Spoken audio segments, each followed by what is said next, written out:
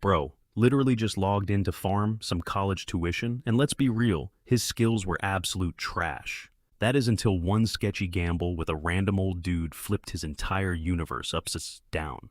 He walked away clutching a mythic tier item, and suddenly the RNG gods completely blessed him.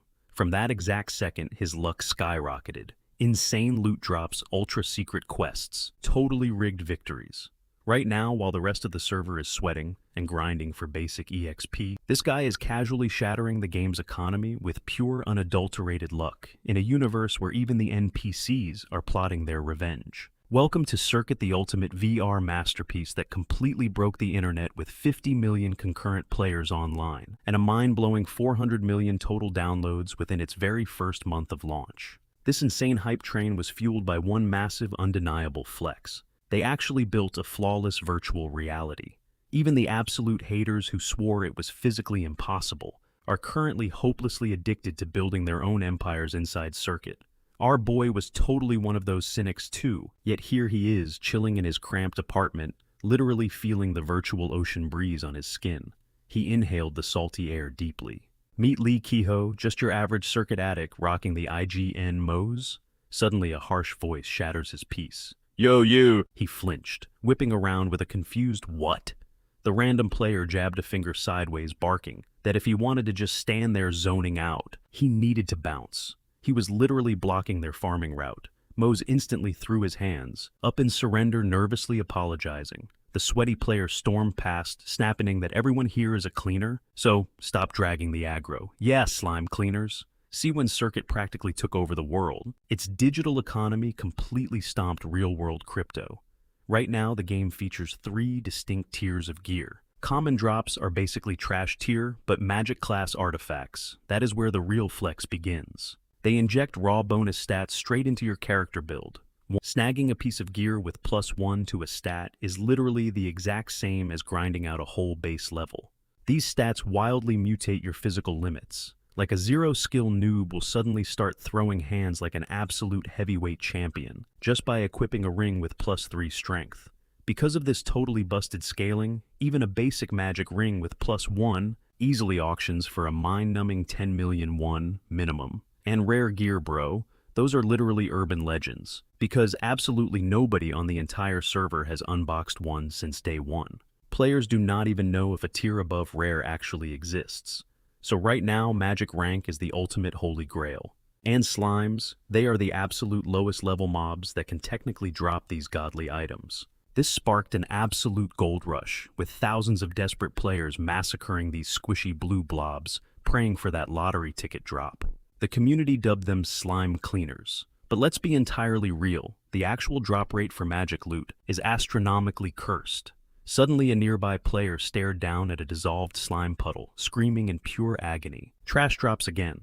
Mose just watched the meltdown, thinking to himself how he had been sweating in these fields for 2 whole months without a single glowing pixel to show for it. He let out a heavy, soul-crushing sigh. Time to count the pennies. Cut to the bustling coastal hub of Lindirk. He marched up to a local merchant stand only to have his jaw drop. Are you kidding me? 20 silver? The bored NPC just shrugged. Yep. You guys are literally dumping oceans of slime fluid on me. The market is completely crashed. Mose stared blankly at the pathetic change in his palm. Bro, the value literally nosedived by 50% overnight. The merchant just threw his hands up, deadpanning that those were the current market rates. Take it or leave it. Defeated Mose muttered, "Fine, whatever, I will take it." Moments later, he slumped onto a worn-out bench, rubbing his temples. A brutal all-day grind fest, all for a measly 20 silver coins. Converted to IRL cash that was barely 20,000 won. Plus, with the spawn areas completely overpopulated, slimes were practically going extinct. He tilted his head back, glaring up at the virtual clouds. 60 days he had survived purely on the delusion of landing a glowing magic drop. And his grand finale, a pathetic 5 gold coins scrounged up from vendoring literal trash. He glanced down at the battered iron sword stabbed into the dirt beside him. A garbage tier starter blade. Its current durability was flashing red at 4 out of 25. The thing was basically on life support. He stared at the cracked metal, realizing it was going to shatter on the next mob, and his miserable 5 gold could not even afford a replacement hilt. This game is absolute trash. No, it is a purely toxic RNG simulator. Hot tears of total frustration actually pricked the corners of his eyes. He choked up, whispering that he just wanted to survive and pay for his university tuition. If he knew this grind was just an endless scam, he would have totally given up on this artifact pipe dream, treated the game like a normal player, or just picked up extra shifts at his IRL minimum wage job. Yeah, whatever. He aggressively ruffled his hair, sighing that it was finally time to log off for good. But right before quitting, he pulled up his system interface, staring down at the pathetic coins resting in his palm. 2 agonizing months of absolute hellish grinding. And all it was worth roughly 500,000 won in real cash, but cashing out now just felt extremely depressing. Whatever. He was permanently deleting his account anyway. Might as well blow it all on one last thrill before logging off forever, he figured. Crossing his arms, a sudden chaotic noise made him snap his head to the right. A massive crowd had swarmed the plaza. Players were totally hyping up this one dude in the center, screaming their lungs out. Bro, just pop it already. This is literally your 8th pull. Sweating bullets, the player clutched the gacha item like his life depended on it. Please, RNG gods, please, he begged, finally breaking the seal. Boom! The very next second, a massive cloud of smoke totally swallowed the area. When the haze cleared, this absolutely cursed human-faced fish flopped onto the ground. The system pinged inedible creepy face. The entire squad erupted into savage laughter. Bro, what even is that? Oh my! Bawling his eyes out, the humiliated dude bolted out of the plaza. Watching this utter chaos unfold, our MC instantly recognized it. This was basically a giant. The shady merchant just smirked. Should have rolled a few more times, kid. The jackpot was right there, but you tapped out too early. All right, gentlemen, who's stepping up next? For just 5 gold coins, you could walk away with god-tier treasure today. The MC narrowed his eyes at the stand. 5 entire gold coins for a single blind pull. What an absolute scam. Catching his gaze, the hustler locked right onto him. Yo, kid, I see that fire in your eyes. You're itching for a spin, aren't you? He pointed dead at our boy. Want to test your luck? The MC flinched. Wait me. He frantically waved his hands. Nah, no way, I'm literally just spectating. But the merchant wasn't backing down, telling him to stop acting so scared. You've got that main character energy, kid. I can practically see the aura of luck radiating off you. I've been waiting for a legend like you to show up. A random bystander totally roasted the merchant, yelling that he literally just used that exact same script on the last guy. But our MC just sighed, slowly walking up to the stand. Screw. All right, I'm in, he declared. The merchant's eyes lit up like a Christmas tree. Oh man, bless your soul, kid. Fast forward a bit. Chilling alone in his room, the MC gazed out the window, thanking his lucky stars he finally escaped. So, yeah, he literally blew his entire net worth on this random blind box. He felt this weird mix of total depression and sweet relief, knowing his gaming journey was officially over. Looking back, his playthrough was just sad. His entire gaming legacy, grinding basic slimes. He stared dead at the unboxed loot resting in his palm. Whatever, it's time. He was gonna check the drop and instantly uninstall. Open! He lobbed the item into the air. Instantly, a blinding holy aura erupted from it. His jaw hit the floor. Wait, what the heck? Context check. When the VR game circuit completely broke the internet, its virtual economy totally eclipsed real-world cash. Magic-grade gear is the ultimate flex right now. Even a trash-tier weapon with a single stat boost easily pulls at least 10 million won on the market. An unboxing like this had literally never happened before. The shell shattered, and the godlike radiance grew so intense it blasted straight through the closed blinds. The MC stumbled backwards, collapsing onto the floor. Space itself literally tore open right in front of him, and a celestial pendant slowly drifted down into his trembling hand. A glowing holographic window popped up. Florin's star. Rarity rare type pendant. Stat strength +7.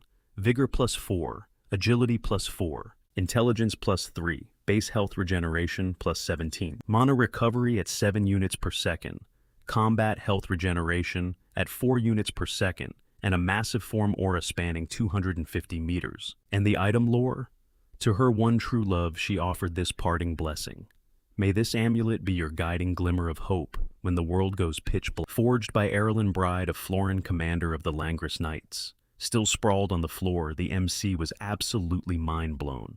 Rare, he choked out. Cut to a bit later on, the massive circuit TV broadcast with the famous Jihan hosting. Welcome back to your ultimate hub for circuit updates. It's your girl, Jihan, Korea's top 2 streamer. Today's spicy topic, brand new overpowered drops. Kicking things off, we've got a piece that literally just broke the internet, setting an all-time price record at the auction house. Behold Ina's ring, which just got sniped for a mind-boggling 72 million won. She flashed the item's stat block on screen: Ina's ring, magic tier accessory, passive health recovery, plus 4 units per second. Rumor has it this crazy piece of jewelry dropped straight from the terrifying northern boss. She hyped up. The real MVP here is that health regen.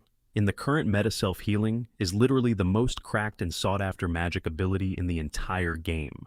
This bad boy boasts a tier 4 value rating, making it the absolute pinnacle of current gear. Ina's ring totally humiliated the previous record holder, that 63 million won speed accessory, officially making it the single most expensive. The gamers watching the Jumbotron were absolutely losing their minds. Bro, health regen plus 4, what even is that broken stat? Dude, you could literally buy a luxury car with that kind of cash. Smiling Jihan seamlessly transitioned. Now moving on to our second legendary drop.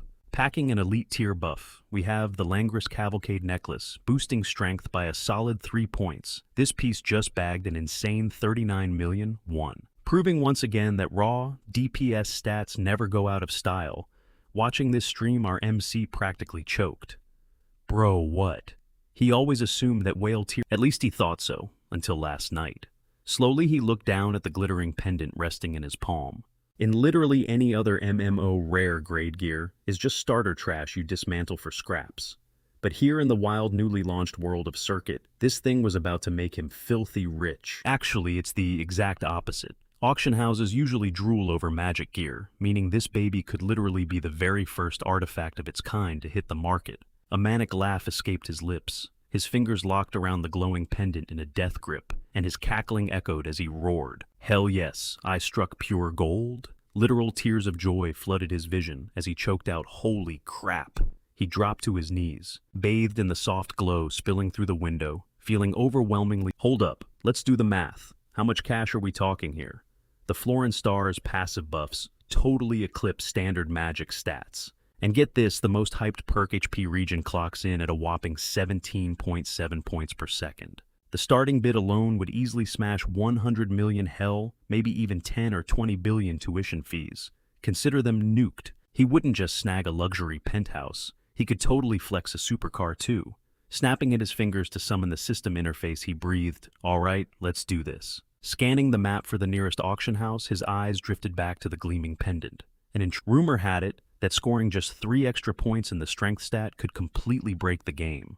Before, his attacks just tickled low-level slimes, making him an easy target for toxic, high-ranked tryhards. Could he finally carry a squad like an absolute boss? His gaze locked onto the jewelry once more. Flashbacks of his miserable grind hit him hard. Any other sane player would have flipped this for instant cash. But honestly, after 2 straight months of eating dirt, didn't he deserve to treat himself? Glancing back at the glowing blue panels, a smirk formed. Yeah, why not? He could always dump the star on the marketplace later. Then he checked his current stats and cringed. Bro, what an absolute dumpster fire of a build. Disgust written all over his face, he scanned the pathetic numbers. Class Traveler, level 9, HP 80 out of 80. Mana 30, Strength 6, Vitality 5, Agility and Intelligence a sad 5 each. He let out a heavy sigh and slipped the chain around his neck.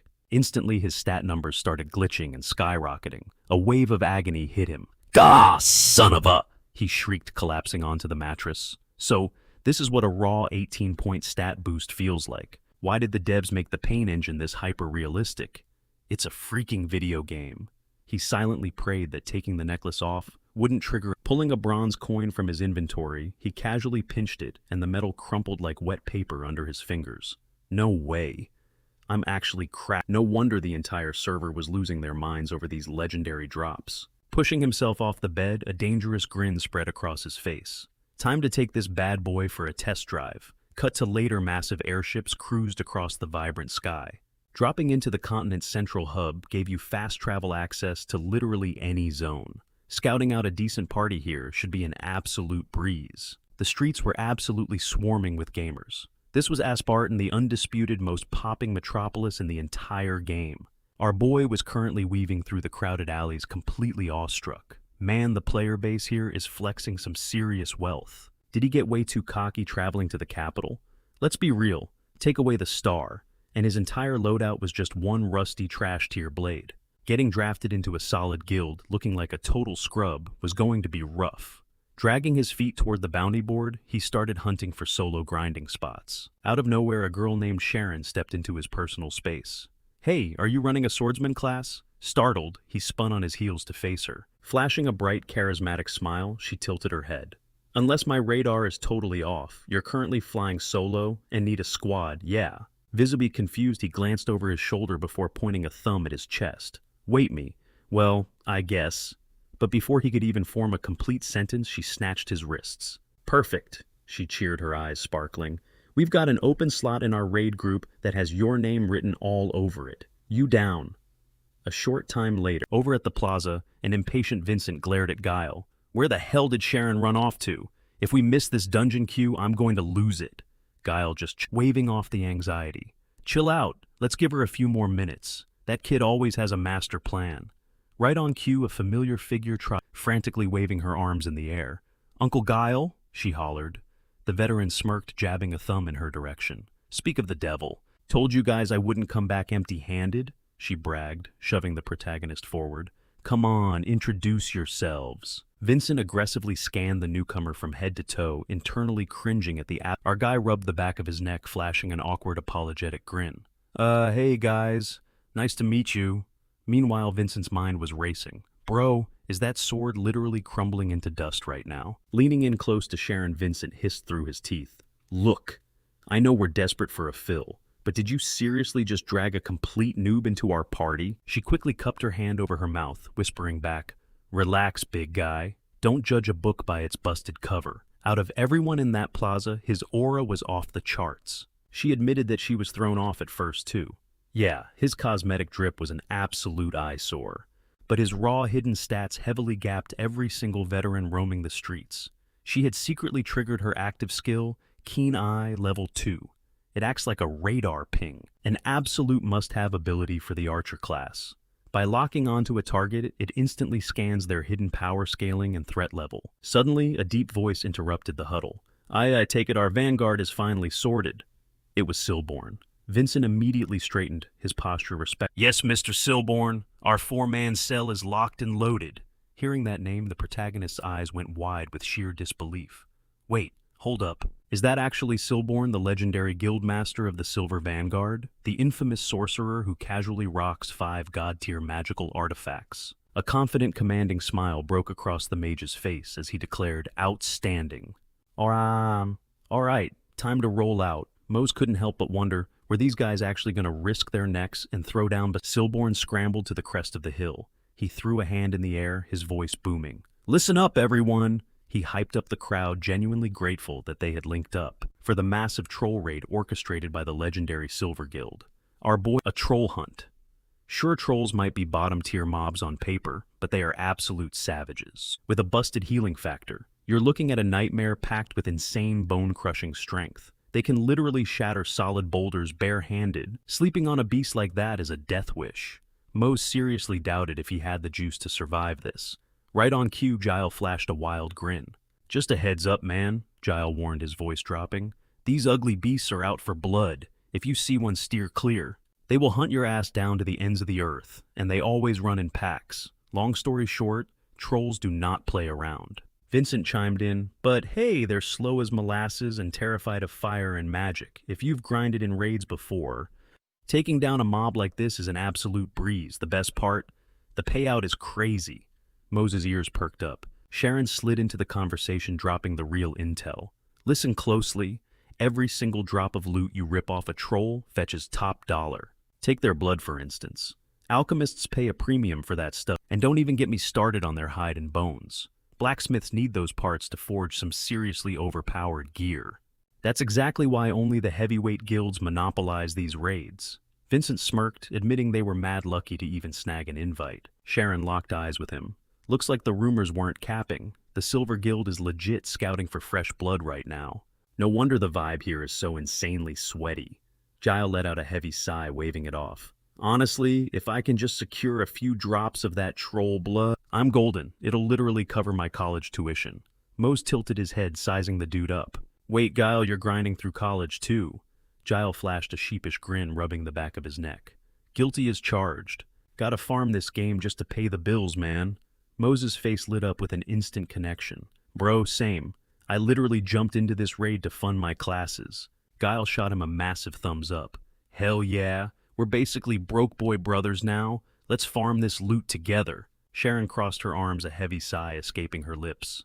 Ugh, don't mind me. I'm just out here wishing I was back on campus. Vincent raised an eyebrow at her. Let me guess. Corporate treating you like garbage again?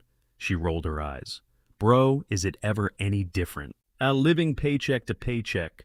Suddenly a booming voice ripped through the chatter. All right, ladies and gents. Eyes on me. Bring it in tight. I'm breaking down the battle strategy.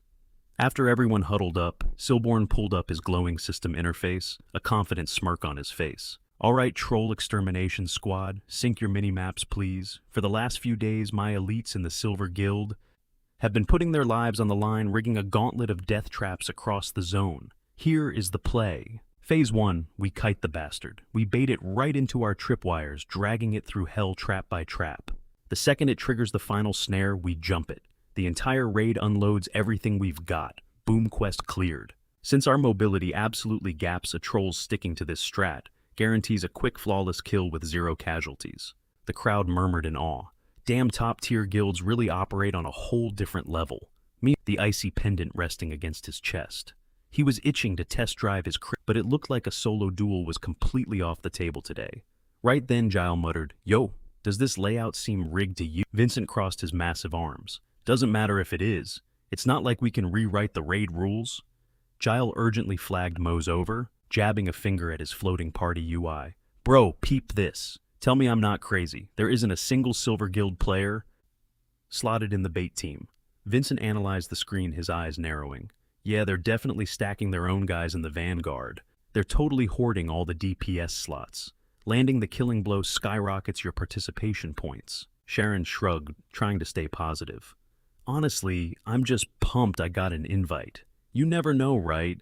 We might stumble onto some epic tier loot. Mose glanced at her, piecing the puzzle together. So, just joining the raid doesn't guarantee you a piece of the action.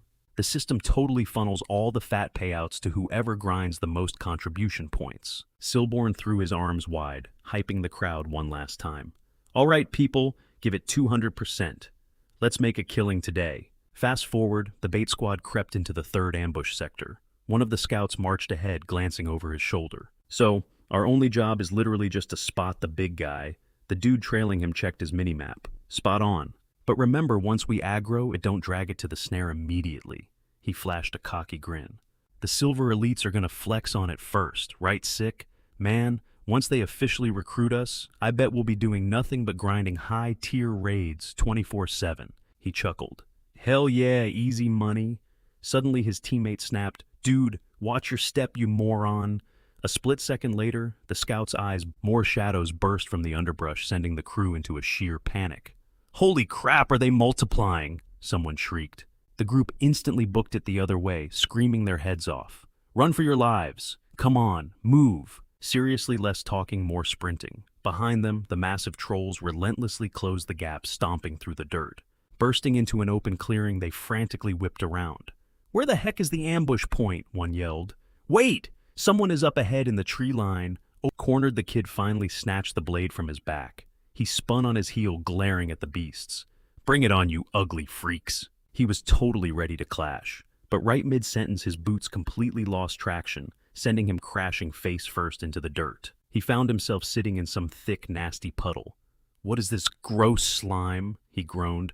Why did I get stuck and not him? A system alert flashed across his vision. Viscous oil. A rogue skill that permanently roots anyone trapped inside, detonating instantly the moment a single spark hits it. His eyes widened in pure horror. The giant brutes had already snatched up his fleeing buddy like a rag doll. Somebody save me! The captive wailed, absolutely terrified. They desperately needed a rescue plan, but the bystanders just stood there, chilling, as one guy smirked. Oh, he is totally losing his mind right now. The trapped kid stared in disbelief. Seriously.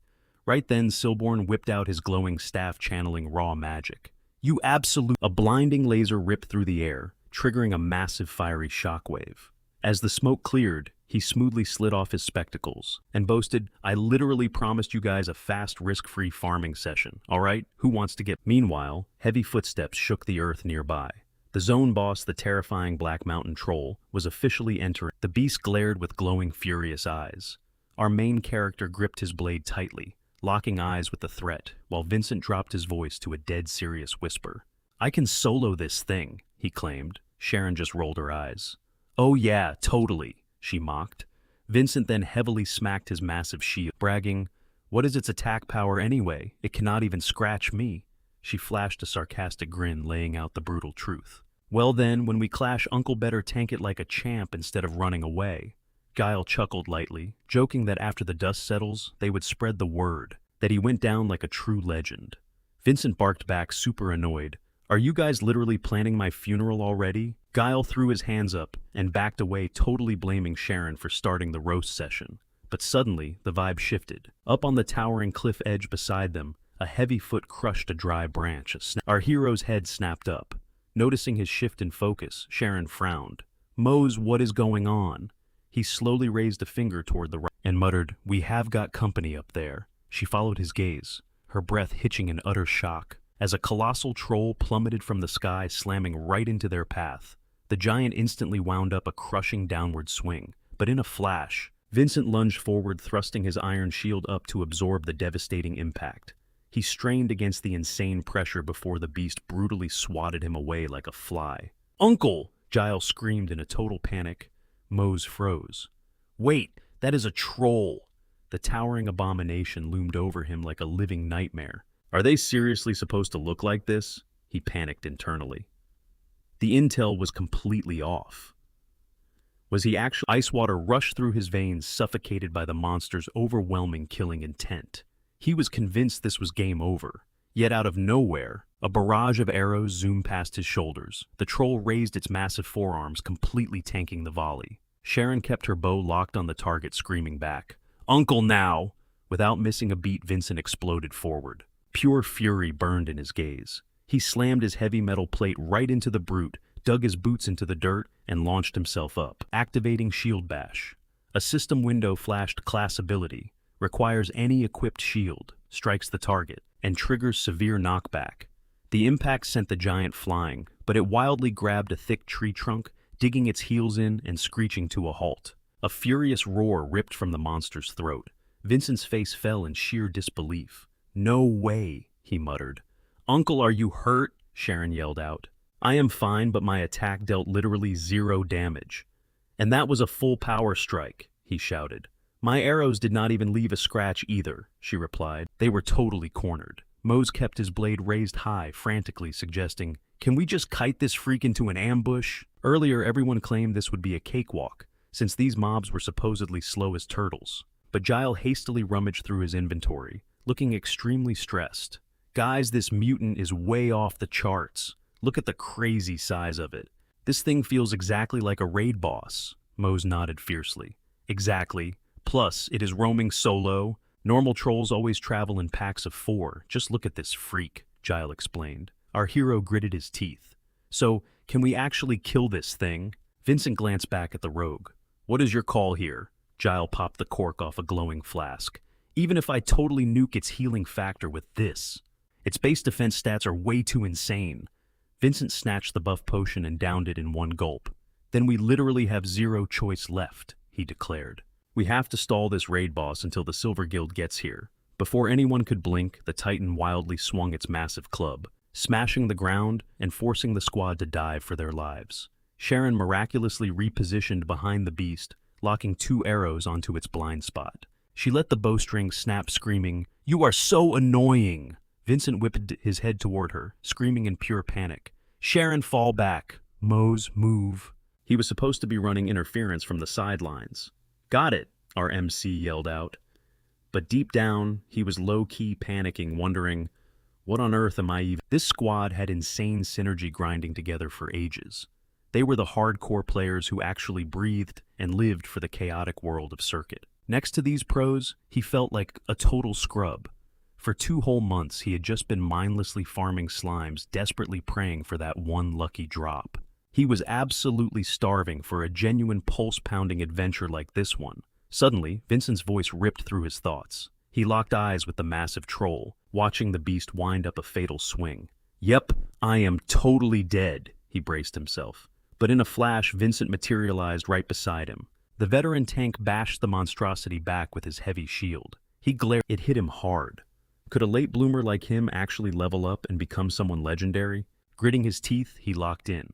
No excuses. Just watching is not enough. He hyped himself up.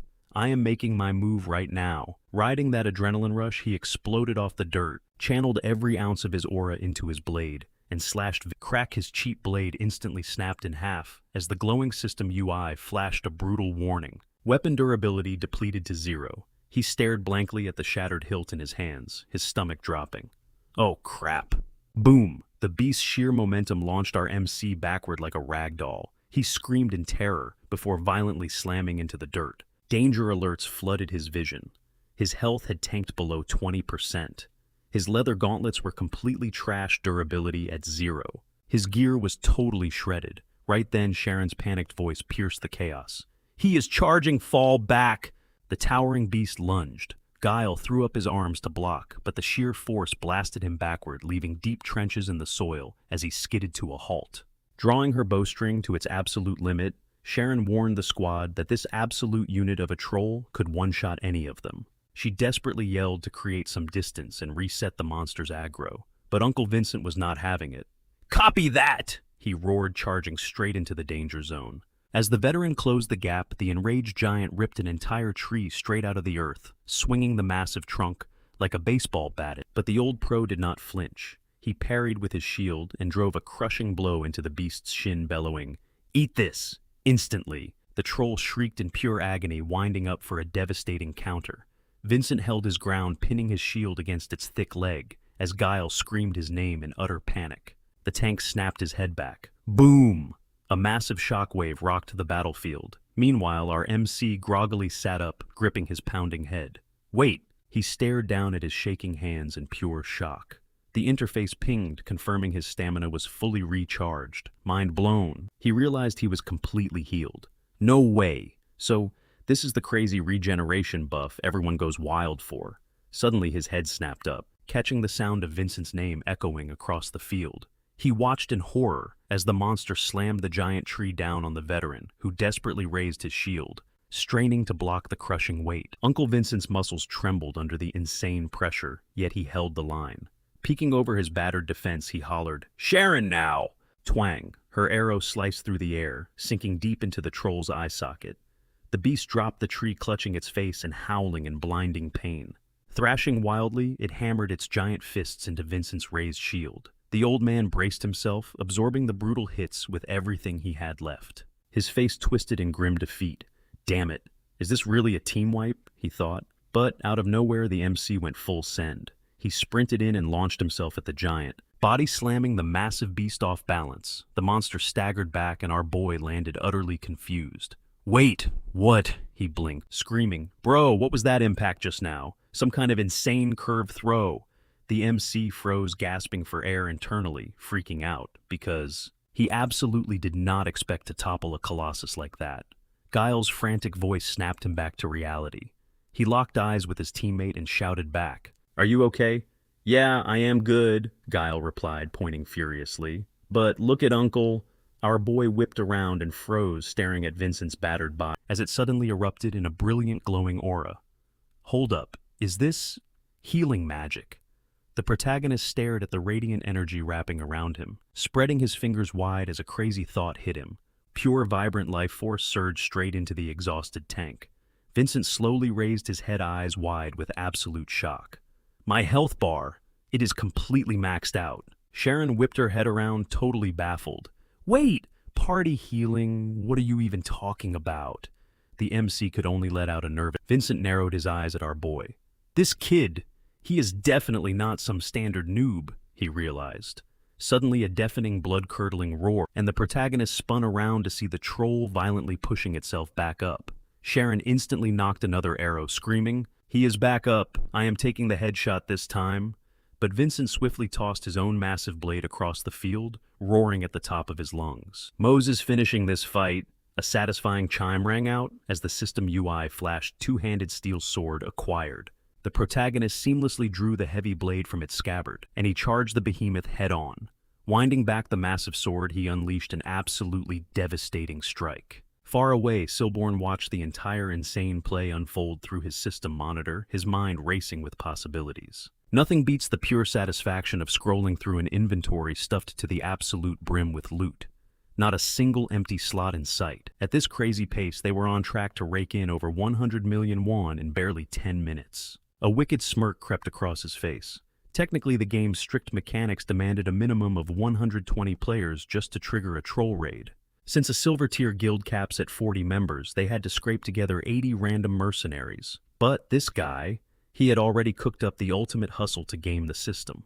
To make the whole setup look totally legit, he roped in a handful of high-level veterans. See the game's auto-loot system? Dishes out rewards based strictly on individual contribution. The higher the difficulty of your specific task, the juicier the payout. So, personally wiping out the troll horde guaranteed the biggest slice of the pie. Sure, rumors about his shady little scam would inevitably leak. But if his rep took a hit, he would just ghost everyone, and after that he could easily rebrand himself, play the saint for a bit, and scrub his toxic history like it never even existed. An absolute masterclass in manipulation, right? But suddenly a glowing system alert popped up, wiping that smug grin right off his face. The notification flashed: quest cleared. The Troll Hunter raid was somehow officially over. The main objective, assassinate a boss named Black Mountain. His brows knitted together in pure confusion.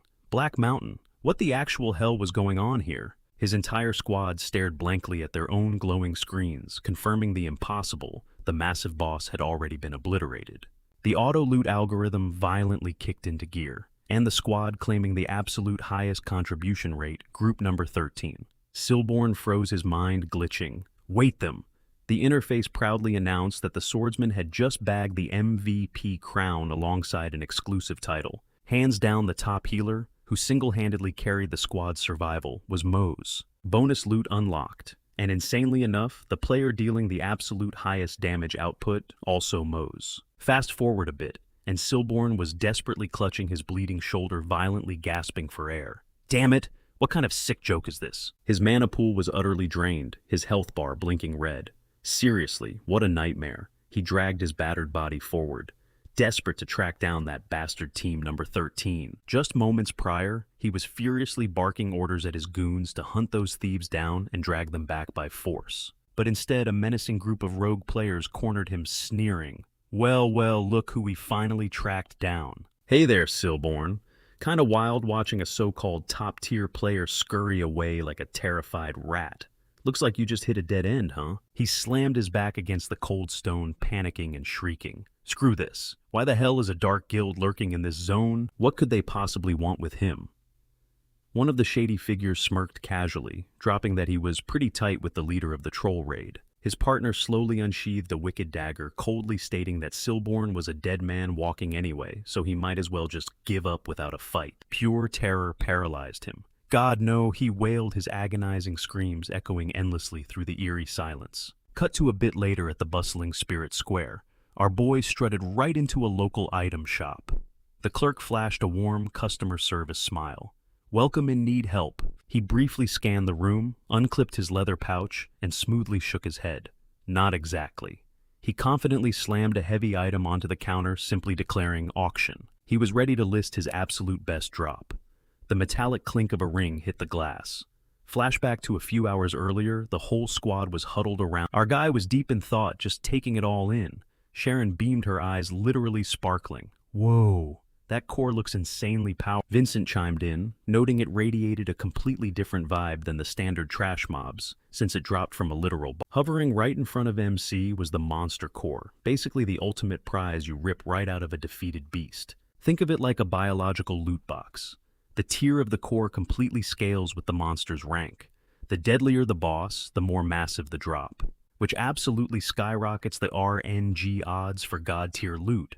MC mentally nodded. Those were just the unbreakable rules of Circuit. Honestly, he never imagined he would actually be standing face to face with a core this massive.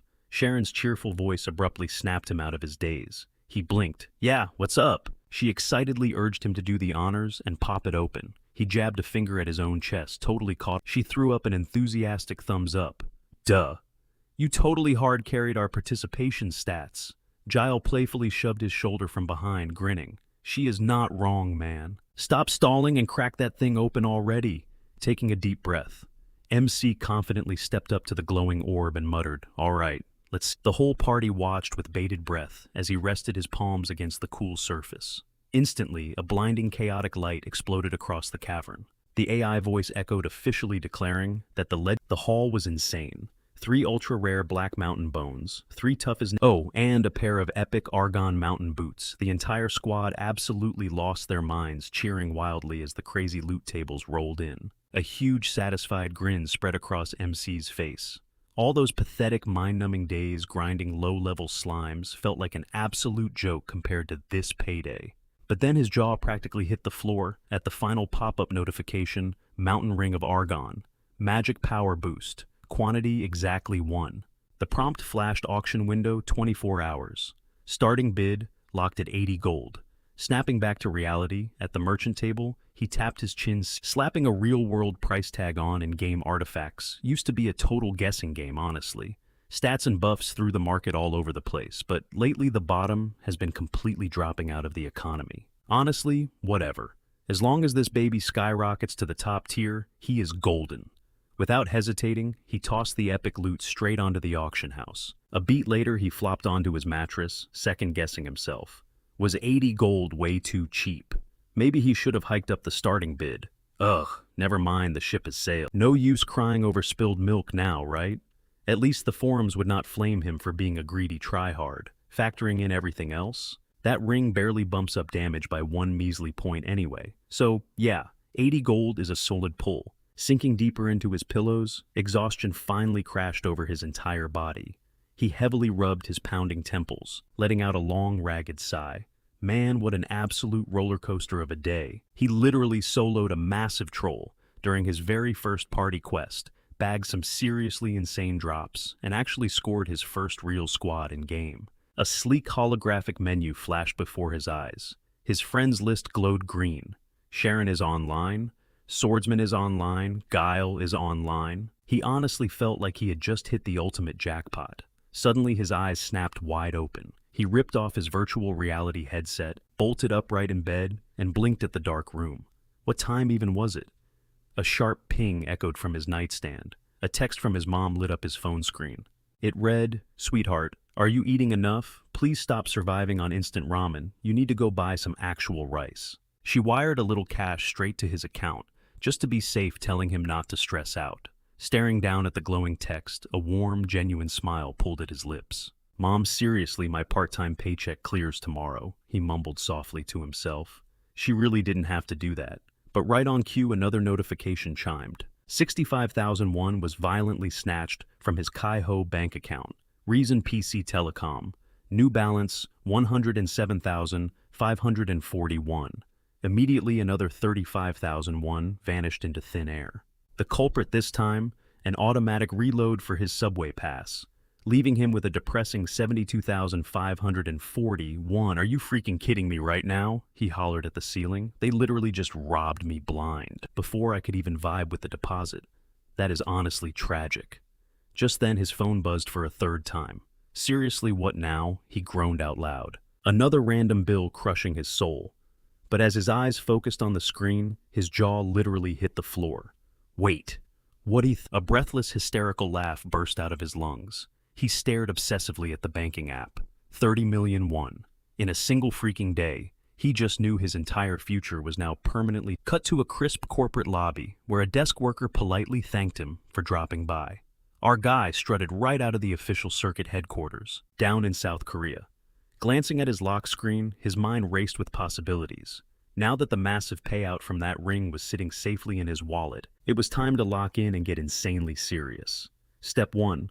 Officially taking another leave of absence from university. Boom, the cash was wired, and his gaming rig was completely restored. Tearing into a fresh package, he pulled out the premium nutrient powder he just copped from a high-end gaming boutique. This stuff was exclusively engineered for hardcore circuit grinders. Basically, it is an elite dietary supplement designed to perfectly balance and refuel a player's biology. Absolute survival gear if you plan on marathoning inside the Matrix for days without touching grass. Here is the crazy part. Whenever you eat a virtual meal inside Circuit, your headset literally pumps this supplement straight into your physical system. Vital microelements absorb directly into your bloodstream, through the pores on your face.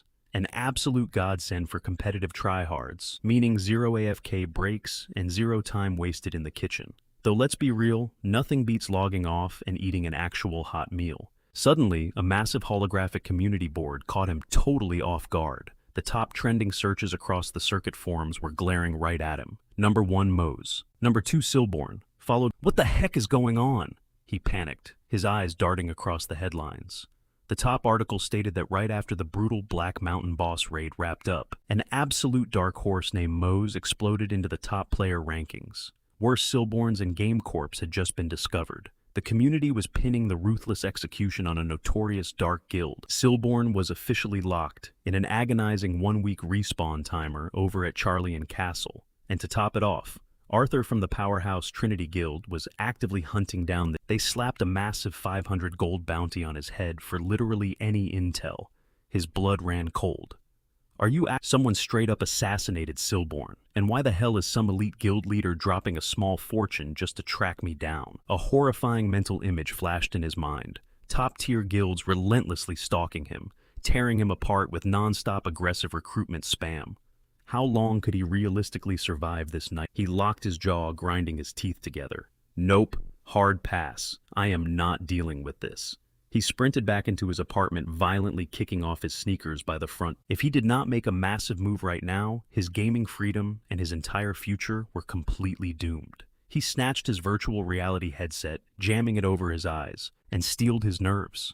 "All right, time to ghost Asperon forever. Log in," he shouted into the void. A mechanical voice echoed, establishing secure server connection. Pixels materialized, dropping him right on the jagged edge of a massive windy cliff. He knew this was his 1 in a million shot. He could not afford to fumble this. He just had to ditch the radar and completely vanish. Adrenaline surging, he pivoted on his heel and plunged deep into the dense shadowed forest. Flawless work, if I do say so myself. Everything is locked and loaded. This entire gear set is flawlessly crafted from premium Black Mountain Troll leather. Our boy was absolutely dripping in his brand new heavy-duty Black Mountain armor. He was rocking the magic heart of the Black Mountain leather chest piece, heavily reinforced Black Mountain might gauntlets, thick Black Mountain muscles, tactical bracers, and the sleek Black Mountain trace combat leggings. Set bonuses activated, granting a massive +9 to total health, along with a sweet boost to dexterity. Let's check those stats. +3 to strength, a solid 8 to defense, hitting 18 total. With 3 out of 5 set pieces equipped, he is rocking 14.4 health regen every single second. Max out the 5-piece set. Boom, +11 to strength. Our boy is hyped, totally geeking out. The blacksmith just cracks. A massive grin crosses his huge arms and brags. "I haven't forged a masterpiece like this in 20 years. Squeezing his fist, our hero stares at his glowing new gear, thinking, "This drip is absolutely god tier for a solo wanderer." He respectfully bows, hyping up the blacksmith for crafting such an insane armor set. The giant dude bellows back, "Anytime, kid. Those premium materials you brought made my job an absolute breeze." Stepping outside into the fresh air, then he figures it is finally go time. Or, well, he hopes so. Wandering up to a massive rock face, he mutters, "Where the heck is this place?" Exhausted, he drops onto the dirt, slumping against a nearby tree trunk. "Bro, I am officially lost. Now what?" Just as he is about to rage quit, a weird gust of wind catches his eye. Is that coming from underground? He presses his palm flat against the dirt, and instantly the entire forest floor starts shaking violently. The solid stone cliff face literally splits wide open, blasting him with a massive roaring shockwave of air. Squinting against the gale, he yells, "No way!" A glowing system notification pops up, congratulating him as the very first player to unlock this hidden zone, the Black Root Dungeon, a totally undiscovered area. Stepping into the pitch-black abyss, he mumbles, "Way too creepy in here." Inventory open. He pulls out a Belsec box, a basic light source. Give it a squeeze and boom, 15 meters of visibility for a solid 30 minutes. Sick. he whispers. But as he creeps deeper into the cavern, the shadows seem to swallow the light. The vibes are getting seriously horrific. Spotting a creepy stone monument resting on a mound, he inches closer. The carved text reads, "Mortal Bones Skull." Our absolute rage toward our captor is beyond words. Shadow forces jumped our squad, and the stench of rotting blood choked the battlefield. Blindsided and slaughtered, we were dragged into an endless cursed nightmare, denied the peace of a true honorable death. Suddenly, a blinding flash strikes the monument. Right behind him, the ground ruptures as the undead claw their way to the surface. He whips around, staring down an absolute army of skeletons. Flashing a cocky smirk, he scoffs, "I figured things would get messy, but this is overkill." Then he launches himself into the mob. Cleaving his blade through the bone-crushing chaos, he barely sidesteps a lethal strike. "Crap," he curses in his head. They just keep spawning. Slashing frantically, he reminds himself he isn't even a frontline combat class, and his sword skills are pretty mid. But against these low-tier boneheads, he can totally hold the line. The brutal hack-and-slash marathon continues. The undead literally dogpile him, piling up so high they form a massive, terrifying mountain of rattling bones. Our guy takes a deep breath. With a roaring war cry, a blinding aura erupts from his body, nuking the entire cavern like a straight-up supernova. Pulling off an area of effect attack like that at his current level should be impossible without a mage staff. But hey, that is the insane power of a rare artifact. Stacked with god-tier magic armor and weapons, as the dust clears, he is standing triumphantly on top of a literal hill of shattered skulls. He lets out a heavy breath, locking eyes with the next wave of freaks charging his way. Grinning like a maniac, he shouts, "Showtime is over, losers." Cut to a few moments later, the cave is dead silent, littered with pulverized bones. Staring at his glowing palms, he whispers, "Wait, was that seriously it?" Right on cue. Glowing system notifications spam his vision, flashing his massive level-ups. Completely stunned, he thinks, "Bro, I literally just farmed some basic skeletons. And I jumped 2 whole levels." Throwing his hands up, he cheers, "Let's go, I finally broke past level 10. Suddenly a weird scrape echoes from the shadows. He whips around, adrenaline spiking. Something is definitely watching him. Raising his blade in a defensive stance, he slowly inches forward, calling out into the gloom, "Who is there? Show yourself." He locks onto a dark corner. Covering his nose, he gags internally. Ugh, what is that vile smell, rotting adventurers? Holy crap, it reeks like a dumpster fire in here. Trudging up a cracked stone staircase, he spots another ominous tablet. Crouching down, he murmurs, "All right, what kind of lore drop is this?" Tracing the runes, he reads aloud, "I loathe them. I absolutely despise the Imperial Army. They torched our home using our own oil. They butchered my entire family in cold blood. Those cowardly scum hiding behind masks, striking from the shadows like literal ghosts. Traitorous deserters who spit on the Emperor's commands. They raided our lives with twisted demonic grins. Therefore, I, Morital, the high shaman of this village, doom them all. They are locked in this hellhole, trapped in endless agonizing torment for all eternity. Even long after their flesh rots away, Mortal Bones Skull," the hero freezes, wheels turning in his head. Hold up. This lore is totally flipping the script. The Imperial Army were the ones who raided the village, massacred everyone, and burned it to the ground. What absolute monsters. Suddenly a bright golden flash catches his peripheral vision. A brand new holographic prompt pops up, announcing Rank B Combat Quest, eliminate Gyrotine, the traitorous leader cursed by Mortal, but to trigger the boss fight, he has to chant the forbidden trigger phrase. Smirking, he realizes, a vocal activation quest. Sick. Taking a breath, he commands, "Morital Bones Skull." 1 second later, the entire cavern violently shook, ripping a terrified scream right out of his lungs. Every shattered bone in the room suddenly swarmed together into a single massive pile. Are they actually fusing together? He panicked. A towering skeletal figure materialized, roaring. The colossal Garaton manifested right in his face, bellowing, "You dare disrespect me with your filthy mouth. I should have ripped your organs out while you were still breathing and crushed them into dust instead of just letting you starve." Our boy stared down at his violently shaking hands, cursing, "Damn it!" He couldn't stop shuddering. Garatin then sneered, bragging that the kid actually freed him just by spitting out a curse word. Snapping back, MC screamed that his hunch was spot on. "You're gonna pay in blood for massacring those innocent people and wiping out the entire village." But the beast just threw a massive haymaker, slamming our guy so hard, He literally launched across the room and smashed into solid stone. "You think you can judge me?" Garriton howled. "You're just an arrogant little rat begging to die." In this world zone, bosses aren't just random mobs, they actually have unique names. Level 99, Trolls, Level 99, Black Mountains. In the game's circuit, the beast hierarchy splits strictly between massive zone bosses and basic fodder. Since bosses absolutely obliterate regular mobs of the exact same level, tossing them into the same tier is just pure delusion. "I knew the lore, but I never expected fighting a boss to be this brutally unfair," he groaned. Our boy was currently collapsed on one knee, barely propping himself up with his blade. The system desperately flashed red HP critically below 20%. Forcing himself back up, he muttered, "Hell, this is going to be an absolute nightmare." Thank God for his insane auto-heals, though. His muscles were absolutely screaming in agony. But his health bar refilled almost instantly, all thanks to that star buff and his totally busted new armor. Suddenly, Garriton lunged forward again, roaring, "What kind of twisted sorcery is this?" The monster swung a lethal hook, and our guy knew he had to dodge in a split second. Ducking right under the massive fist, his brain raced, "Move faster before that thing crushes me." And the very second he found an opening, he slammed a massive counterattack. With a feral battle cry, he unleashed a brutal strike that literally sent the giant beast eating dirt. Thick smoke swallowed the battlefield.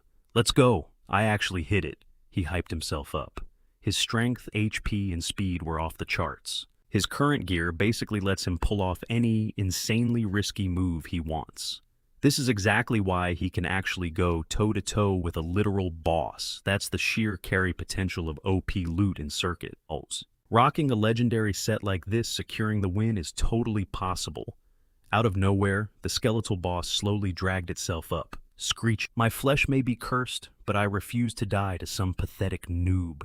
I'll butcher you alive, peel the skin right off your miserable bones, and finally, shatter this wretched curse." Smirking like a total menace, our guy rushed straight at him, mocking, "Keep yapping, you overgrown pile of bones." The boss aggressively aimed a massive claw at him, shrieking, "You arrogant little roach! You have absolutely no idea who you're messing with. Let me show you true despair."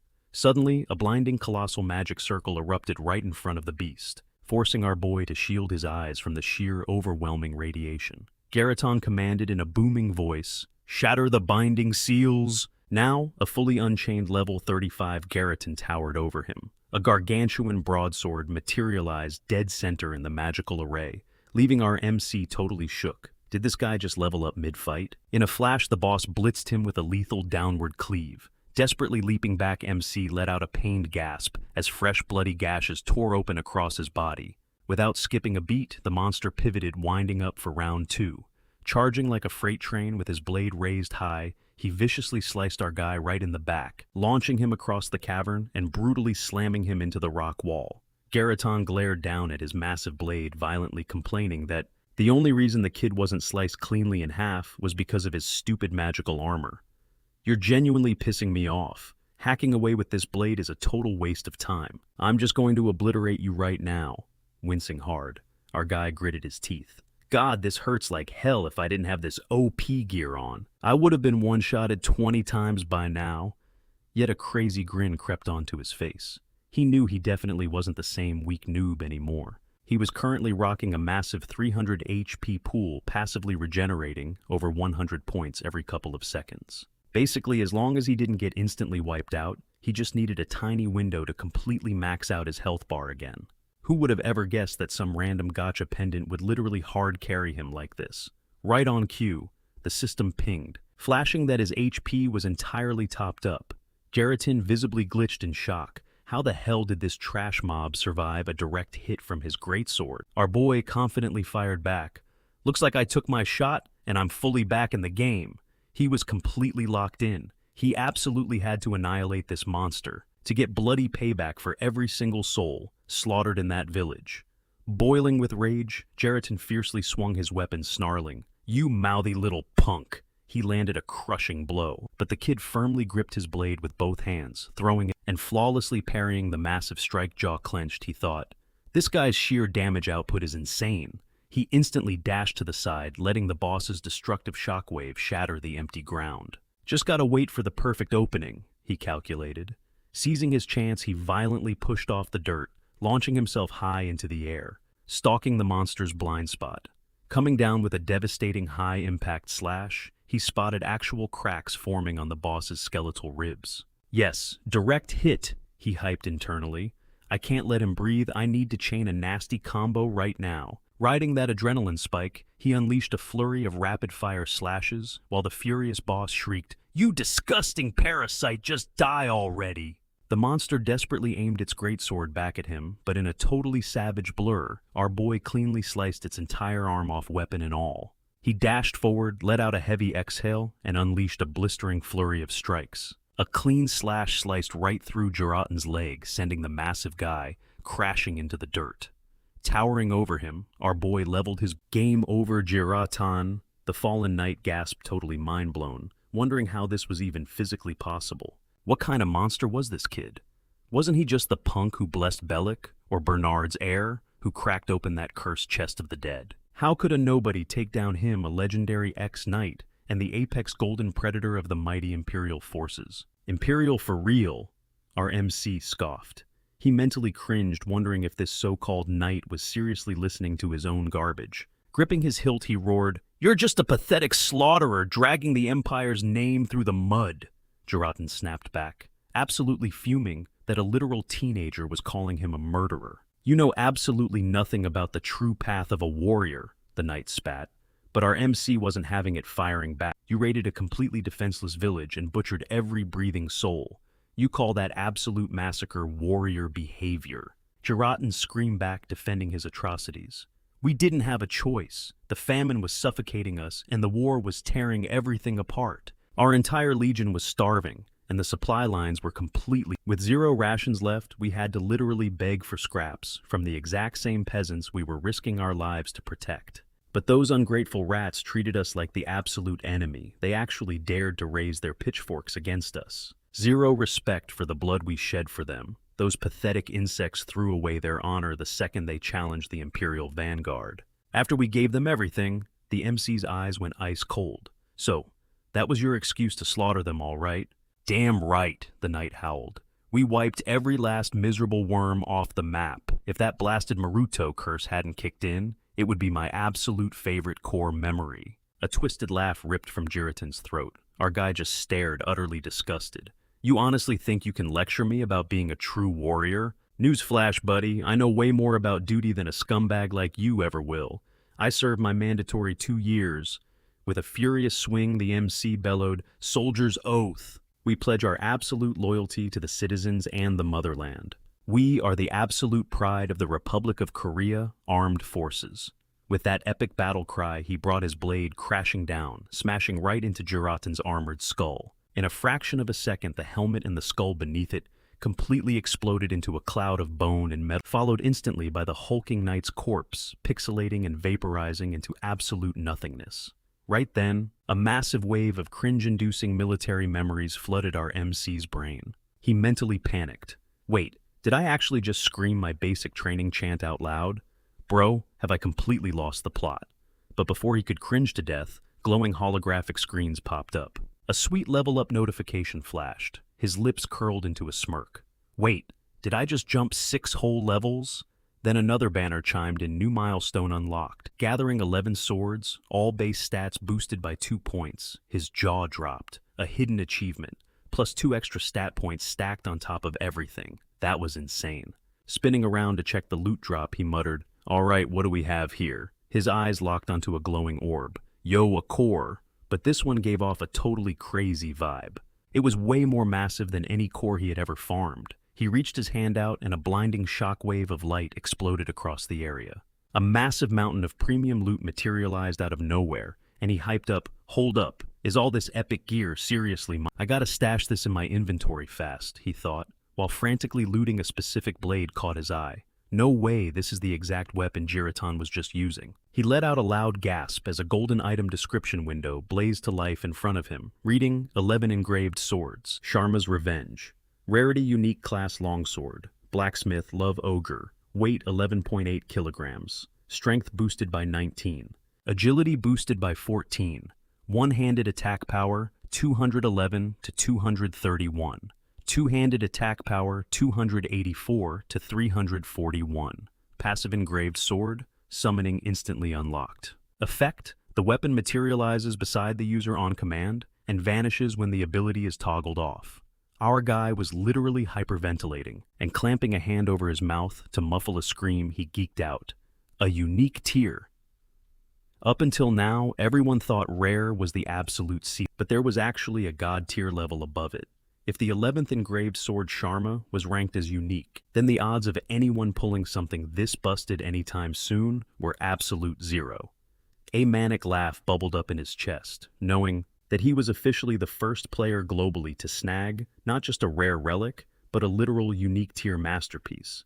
But suddenly, he realized the legendary blade was fading into mist and panicked. Wait, where the hell is it going? In a flash, pure blue energy spiraled directly into his palm. Did it seriously just melt into me? He mumbled. Right on cue, fresh notifications pinged, confirming that the engraved sword summoning skill was officially active. He had just secured his very first magical ability designation Sharma. Mastery, max level. Mana, drain 11 points. Function, materialize or dismiss the weapon simply by calling out its name. Cooldown timer 1.5 seconds. Sharma, he thought, absolutely hyped. So, this is my actual first magic skill. Eyes narrowing with intense focus, he smirked. Alright, let's test drive this bad boy. He aimed his palm dead ahead and roared, Sharma! A glowing magical circle instantly flared up beneath his boots. Grinning like a madman, he whispered, holy crap, the summoning actually works. Right dead center of the glowing magic circle rested a massive blade.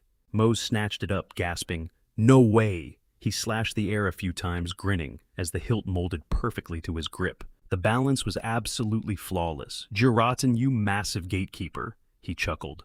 No wonder you hoarded this masterpiece for yourself. His fingers itched to test it out on a real mob. Suddenly he blinked, staring down at his boot. Wait, did I just crush something? Squatting down, he pinched a tiny metallic object from the dirt. What in the world? The moment the ring rested in his palm, a translucent blue it read, Seal of the Vanquished Knight Jiraten, rarity unique. The prompt stated he had to trigger a specific condition to unlock a secret quest line. Usage limit consumable. Mose raised an eyebrow. A Night Seal secret quest. Shaking off his shock, our boy went full loot goblin mode, snatching up every dropped item in sight. Gotta sweep this up before someone tries to snipe it. Wonder how much this stash is gonna bag me. If he played the market right, he was easily looking at a cool 500 gold. Right on cue, warm morning rays sliced through the canopy, hitting his face. Peering at the sky, he realized the sun was already peeking over the horizon. Time to haul this treasure trove back to town. He smirked, realizing this massive payday meant kissing his Broke Bay era goodbye for a good long while. Fast forward a bit to the bustling hub of Arts Toyko, the server's player base was absolutely losing their minds. Was this some kind of... A rogue stared blankly at the auction house board, stuttering, Bro, are these high-tier relics actually on the market? His buddy chimed in, Yo, what's got you? The rogue practically shoved him toward the front page listings. His friend's jaw hit the floor. Hold up. Is that a legendary skill manual? Holy crap. Bids were skyrocketing by the second. Across the plaza, another gamer shrieked, Wait a damn minute! Is one single guy dumping all this god-tier loot? Who is this absolute whale? The manual tearing up the charts was none other than the ultra-rare Rapid Regeneration Tome. Upon consumption, the user unlocks high-speed self-healing. Prerequisites, level 7, plus initiating the Armus Church faction pathway. Current highest bid, a staggering 800 gold. Time remaining 4 hours and 21 minutes. Seller tag Mose. The server chat exploded. Wait, Mose like the Mose. The crazy dude who partied up with Silborn for that massive troll raid? Meanwhile, deep inside the high-end Orontos Trading Guild branch, right in Toyko, our hero was having a total brain malfunction, staring at a literal mountain of gold bricks. Blinking hard, he glanced over at the guild clerk, who tapped on his clipboard and casually announced that the auction haul totaled out to 8,726 gold. Moses' voice cracked. Come again. The NPC deadpanned the exact same number. Mose practically screamed, How freaking much? The clerk patiently recited and Moses' knees straight up buckled, sending him collapsing onto the marble floor. He knew he should be hyping it up, but his brain was just totally flatlining. One single dungeon run just netted him A mind-melting 80 million won. Snapping out of his daze, he jabbed a shaky finger toward a weird-looking currency, stammering, "Hold up, what? Even is that chunk of metal that ain't regular gold?" The clerk flipped the heavy coin between his fingers and shrugged. Sitting right there on the counter was an Ormacon token. Just one of those bad boys held the raw value of 1,000 standard gold pieces. Mose slapped both hands over his mouth, muffling a squeal. "A freaking 1,000! The interface chimed Ormacon token. Magic tier item tipping the scales at 10 grams. Exchange rate 1,000 gold. Lore. An ultra-premium minting that features the golden-scaled mythic dragon Ormacon. Crafted using pure concentrated Orma ore. Our MC carefully cradled the heavy token, his mind completely blown. Actual money with a magic rarity grading? This game is insane. The clerk suddenly aimed a stern finger at him, shifting into serious mode. "Watch your six out there, kid. Half this server is going to be hunting down the mysterious Mose by nightfall." Mose blinked, totally blindsided. Say what now? Apparently, a nasty underground syndicate had sprouted up, basically griefers, making a living off jumping players and wiping out NPCs for loot. A cold sweat dropped down his neck. Yeah, flying under the radar was officially priority number one. Sure enough, not long after randoms in the town square were openly whispering his "Dude, calculate his auction margins," one guy muttered. "Bro's gotta be sitting on at least 100 mil in real cash." The pure, unfiltered salt in his voice was palpable. If I catch him lacking in a PvP zone, he's getting clapped and stripped. Ironically, the man of the hour slipped right past the salty scrubs, tugging his ratty. His anxiety spiked. This target on his back was way bigger than he'd calculated. Going ghost was mandatory, but the trash tier stealth stats on his current cloak were practically expiring. He desperately needed an upgrade. Huffing out a heavy sigh, he eventually ducked into a dimly lit gear shop. Slamming his hands on the counter, he demanded a full-body set that would black out his identity from head to toe, while still packing enough defense to tank a heavy hit. The burly blacksmith crossed his massive arms, eyeing Mose up and down. "So you want ultimate stealth mixed with tank-level durability? That kind of bespoke rig is gonna bleed your wallet dry." Mose didn't even flinch. "Just drag out the top-shelf stuff. Money ain't an issue." The blacksmith threw his head back, booming with laughter. "Ho, we got a high roller." With a heavy thud, he slammed a sleek pitch-black armor set onto the anvil. "Feast your eyes on this." Mose's eyes went wide. The metallic plating practically swallowed the light. There was absolutely zero chance his ops would clock if he was rocking this absolute unit of a fit. The blacksmith patted the chess piece proudly. "An absolute masterclass. Forged this bad boy myself during the Royal Forge Clash way back in the day." Mose gulped, preparing his wallet. "All right, hit me. What's the damage?" The beefy dude held up two thick calloused fingers. 200 gold. I know that's a massive flex for a low level, but this rig is my magnum opus. He completely crushed the tournament with that move. An instant later, a massive shower of gold coins erupted around him. He stared at the loot, absolutely stunned, before a sly smirk crept across his face. Pointing straight at the glittering pile, he announced he was claiming the entire stash. Meanwhile, lit over in the city streets, Kia was striding with purpose. Varan locked eyes with her and smirked. Off on another hit, Kia. She shot him an icy glare, telling him he hit the nail right on the head. Crossing his arms, he let out a cocky chuckle, offering to lend a hand. But she just brushed right past him, firing back that he would just be dead weight, especially after she spent months grinding for this exact operation. He let out a heavy sigh, tossing out a snide comment about her being way more than just a basic stray dog. In a flash, she whipped around, pressing her lethal blade right against his throat. He just laughed it off, teasing her for having insane reflexes as always. Throwing his hands up in mock surrender, he told her to chill, asking if she really planned to slice open an active-duty coworker. She sharply sheathed her weapon, warning him to actually use his brain before running his mouth next time. She told him to keep his blade sharp and his trash talk in check. Pulling out a mysterious artifact, she chanted something in ancient Astani. She slammed the glowing stone onto the pavement, and a swirling portal ripped open right in front of her, swallowing her whole. Varan watched her vanish into the void, muttering under his breath about what an arrogant little punk she was. Unrolling an ancient parchment, he wondered aloud where they managed to stash her so perfectly. "Where exactly are you hiding our precious Star Florin?" Fast forward a bit, and our boy was kicking back in a rumbling wagon. The stressed-out driver couldn't stop calling him an absolute lifesaver. But the hero just waved off the praise, telling the older guy to drop the thank yous. Getting a free ride totally settled the tab between them. The driver confessed he was dead sure that beast was going to turn him into a midday snack.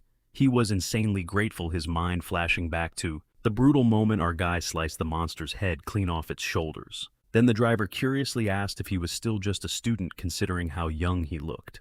Our guy nodded, saying he just wanted to stack some cash while hitting the books. And that hustle brought him right here. The driver smiled, betting his folks were super proud of having such a driven kid. He awkwardly brushed it off, saying they would just let it slide. Changing the subject, he asked the older dude how he ended up working at the circuit. The man sighed, admitting it was a rough journey. He got brutally laid off from his corporate gig, tried launching a fried chicken joint, and completely went under. Once he caught wind of the circuit, it sounded like a solid side hustle. So he leaped right into it, but running deliveries turned into a total nightmare, and everything quickly hit the fan. If that beast had actually swallowed him, where would his passenger have even ended up? Was he heading toward a specific spot? Our main character replied that he didn't have a locked-in destination yet, but he planned to map out his next move once they hit. The driver insisted on being his personal chauffeur, promising to drive him straight to the edge of the world once he figured it out. Our boy politely declined, saying he really hated being a bother. The driver just busted out laughing, telling him to chill out, since having him around felt like rolling with a VIP bodyguard. Sometime later, the wagon rolled to a halt right in front of the towering gates. Jumping down, our hero tossed him a casual goodbye. The driver beamed, mentioning a massive fountain parked right in the heart of the Silver Valley, and suggested linking up there later. Suddenly, a glowing system prompt flashed right into the protagonist's vision, flashing a massive red warning that his gear was seriously damaged. He blinked in disbelief. Falling apart this fast. Guess he had to deal with that mess first. After wandering a bit, he stepped into a high-end blacksmith district, and stood there crossing his arms, closely tracking the mechanic's every move. Earning the gyrotine seal was definitely a massive flex, he thought to himself. Then his mind drifted back to that cryptic system alert about the mysterious ring, a secret hidden quest. That sounded dope, but what were the actual unlock requirements? They could have at least dropped a tiny clue. He kept racking his brain over it, but kept coming up totally empty. Damn it, he was stuck in a complete dead end. Whatever first priority was linking back up with his delivery driver. Just then the mechanic yelled out that his gear was completely restored. Throwing his shiny newly fixed armor back on our guy, figured he would finally lock in his next big move. But stepping out onto the street, he noticed a massive crowd blocking the way. What was with all this chaos? Pushing through the mob, he spotted Max viciously stomping on a terrified dude curled up on the dirt. Max screamed that he had warned him 100 times. He absolutely despises tardiness. Screaming about disrespecting the legendary Valley clan, Max demanded to know if the guy thought they were complete clowns. The surrounding crowd started whispering anxiously. A bystander muttered that the delivery was literally barely delayed. They couldn't believe this absolute psycho was actually the heir to the clan. Why was the Valley clan constantly stirring up so much toxic drama? What the hell were the 14 Knights even doing? Weren't those elites supposed to be locking up these thugs? Max violently yanked the poor guy up by his collar. Cocking his fist back, he roared that the guy better brace himself, because he was digging his grave today, calling him absolute trash.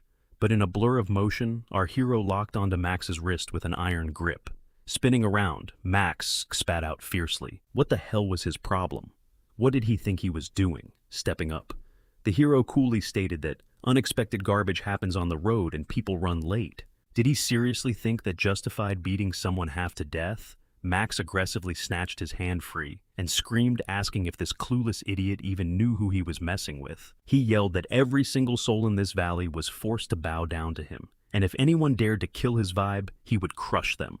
The protagonist locked eyes with him and asked, "Was a minor delay honestly enough of an excuse to brutalize a guy?" Max glared back, demanding if the punk had a problem with it, before launching a savage punch right at his face, roaring for him to take this. A split second later, the punk's fist whistled right past our hero's helmet. Without missing a beat, our guy countered with a brutal hook to the jaw, roaring, "That's self-defense, you clown." The sheer force launched Max backwards, slamming him hard into the stone wall. The crowd gasped in pure shock, completely stunned, before our hero locked eyes with the battered man and yelled, "Hey, old-timer, are you all right?" The man struggled to his knees, pointing a trembling finger. It was him." The bystanders were absolutely floored. Whispers erupted. "Wait, did he seriously just deck the heir of the Valley clan? Is he totally insane? Oh man, he is cooked." Right on. Mariti stormed over, absolutely foaming at the mouth. You little punk. Do you have any idea who I am? I am the great Morik of the Valley. How dare you lay a finger on my boy Python? Make this trash pay the price. The armored guard gripped his hilt. Understood, my lord. The heavy boot stomped forward, his massive blade drawing an arc in the air. You dared to strike the young master, you freak. I will erase you. I swear, upon the honor of the Silver Valley Knights, your life ends here. He slashed down with brutal force, but our hero just barked, Sharma! A heavy clank rang out. Our guy casually raised his blade, stopping the deadly strike dead in its tracks. The knight's eyes went wide. Wait! With a flick of his wrist, the MC parried so hard, the knight went flying backwards, smashing face first straight into Max before crumbling into a pathetic heap. Maurice absolutely lost his mind. What the hell are you doing? Get your useless self up, and you call yourself an elite guard. Slowly, our hero leveled his dripping blade straight at the noble's chest. Looks like you're up next, big guy. Morik's smug face instantly drained of color. The terrified crowd started buzzing. Look at that armor. Wait, could he be... Is he one of the legendary Order of 14 Knights? Hearing this, our guy was practically sweating bullets. The Order me. The villagers were weeping with joy, screaming, Praise the heavens, a holy knight has finally come to save us. Sir Knight, a woman sobbed. That monster stole half our harvest, claiming it was taxes. They literally executed our father because his pockets were empty. In the name of Bellica, please, make him pay. The MC just blinked behind his helmet. Bro, I literally have zero clue who these 14 knights even are. But reading the room, he leaned in glaring daggers at the trembling lord. So, is any of this true? Morik squealed like a cornered rat. No, well maybe a tiny bit. I swear we were just hoarding supplies to prevent a famine. Our hero's grip tightened, utterly disgusted. Oh really? He barked. How about I take a little field trip to your mansion? And Moritz instantly dropped to his hands and knees, kissing the dirt. I'm so sorry, my lord. I was wrong. I'm a monster. Please just spare my life. The hero sighed. Fine.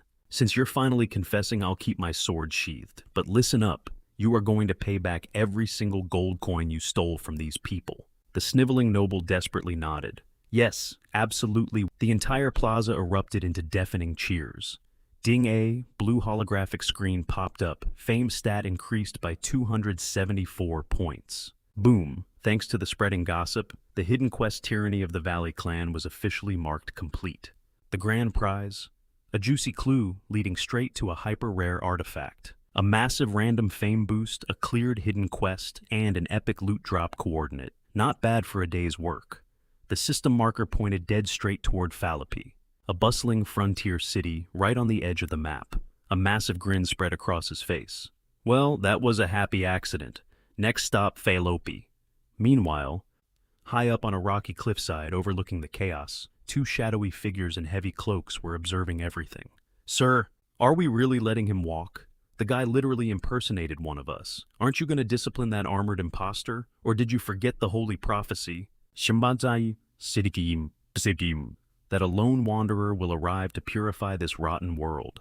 Honestly, besides, thanks to his little stunt down there, we have a lot less paperwork to file. Let him be. But who exactly is that guy? Can't confirm it yet, but my gut says it's Mose. The rumor mill is absolutely blowing up about this wanderer Mose. We need to shadow him closely. Cut back to our hero casually pulling up his glowing digital map. All right, Phallippi, let's see what you've got. Fast forward a few days. The outer rim of the continent. Welcome to Phallip, specifically the ridiculously crowded guild registry. The poor guy practically melted onto a nearby bench, groaning out loud. I have literally zero clue what's going on.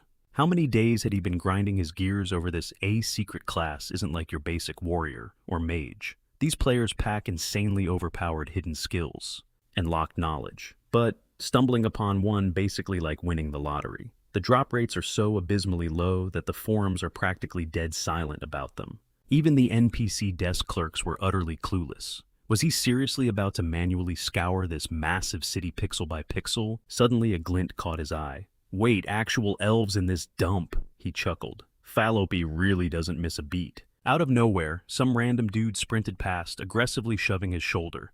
The guy didn't even stop, just glanced back and barked, "Screw you, watch your step, you blind idiot."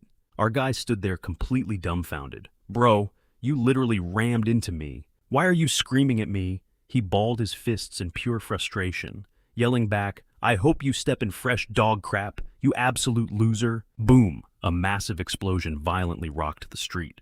Our hero flinched, eyes darting to the chaos. The rude guy practically gagged violently, covering his mouth. And through the thick choking smoke, a torn pouch of gold coins spilled across the cobblestones. My loot! The thief shrieked, and right through the dust, Veron stepped into the spotlight. Jamming a finger in his face, the dude snapped, You grimy little fraud, you really thought you could finesse me? Thought you could just dip out, he barked. Watching this go down, our boy just smirked, thinking damn bro's actually got zero fear. But then he did a double take. Wait a minute. He realized, spotting a super recognizable ring. No way. Is that?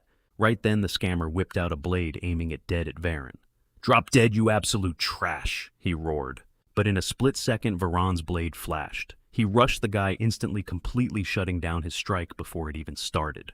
Sheathing his weapon with a slick backhand motion, Veron shoved the lifeless body aside, groaning, what a total waste of my time.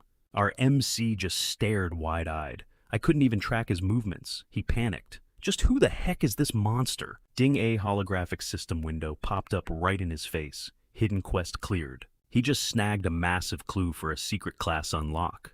Wait, did I actually just pull off a hidden mission? He hyped himself up. Another prompt flashed. New hidden quest triggered. The secret class swordsman. Objective: interrogate the dude in the dark cloak. A secret swordsman class? He thought, his mind racing.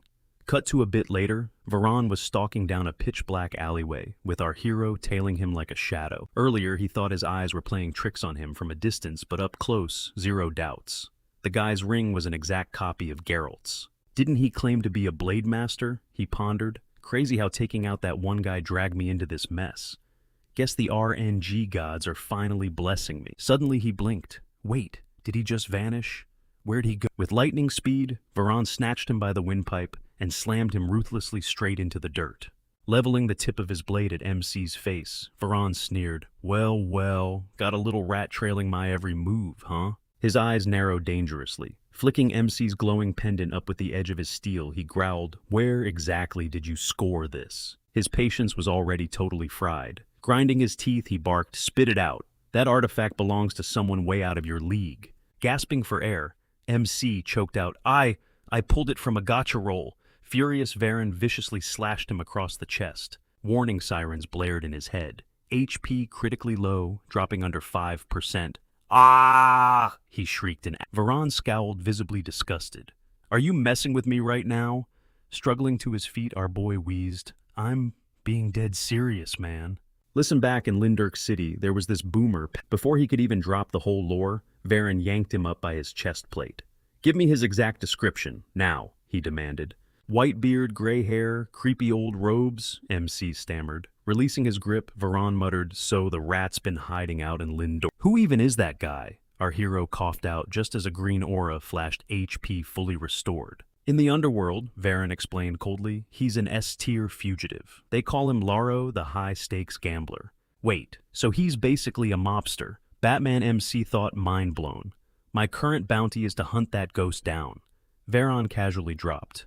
That old man holds the key to the Aspergan continent's most massive lore. Drop the total vanishing of the Languorous Vanguard. The Languorous what now? MC blinked. Veron shot him a look of pure pity. You absolute noob. They were literally the most overpowered. But right before a massive guild war, the entire squad but only found a dead empty ruin. Connecting the dots, our boy clutched his glowing loot. Holy crap, so this necklace is... Bingo. Veron cut him off. That bling belonged to Florin, the absolute unit who led the Languorous Vanguard. Bruh, I thought it was just some OP stat booster, MC realized. But then Veron's tone turned ice cold. Seeing how crazy fast your HP just regened, that star relic is the real deal. Without warning, Veron ripped his greatsword from his back and swung for the kill. Throwing his arms up to block his helmet, MC shrieked, Yo, what the hell are you doing? Florin's MIA. Veron smirked darkly. So, I'll just body you and loot the drop. Are you psycho? What the actual heck? Our boy screamed. Shifting into a brutal combat stance, Veron purred. Be a good little NPC and just die for me. You were planning to PK me this whole time? MC yelled, feeling totally betrayed. Duh, Obviously, Varan laughed. Flashing a twisted grin, he mocked, "Dead men don't leak info." Backed into a corner, MC instantly spawned his summon Sharma, his brain working in overdrive. No wonder this villain trauma-dumped all his lore so easily. But in a blink, Varan was already inside his guard. Crap, he's way too fast. A devastating slash tore through him. Red alert system warning, HP critical plummeting under 10%, staring down at the carnage Varan's side. Finally, that legendary drop is mine. What the? Varan raged. How did you even tank that hit? Suddenly, a golden light washed over MC HP, fully maxed out again. You're immortal. Wait, are you one of them? Teleporting right behind MC's neck.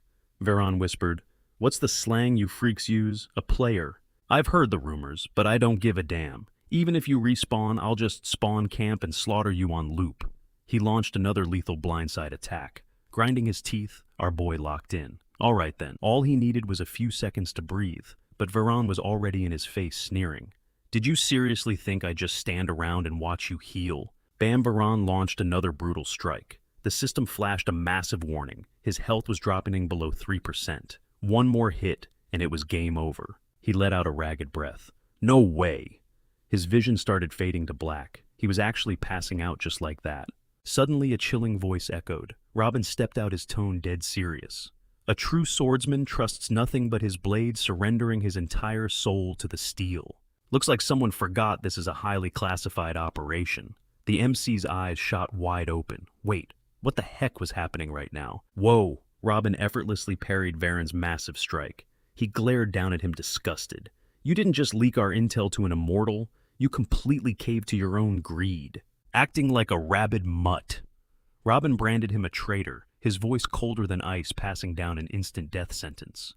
Varan panicked, screamed, "Master Robin, wait, it's a huge misunderstanding. Just give me one more chance." But Robin showed zero mercy, ruthlessly slicing him down in a split second.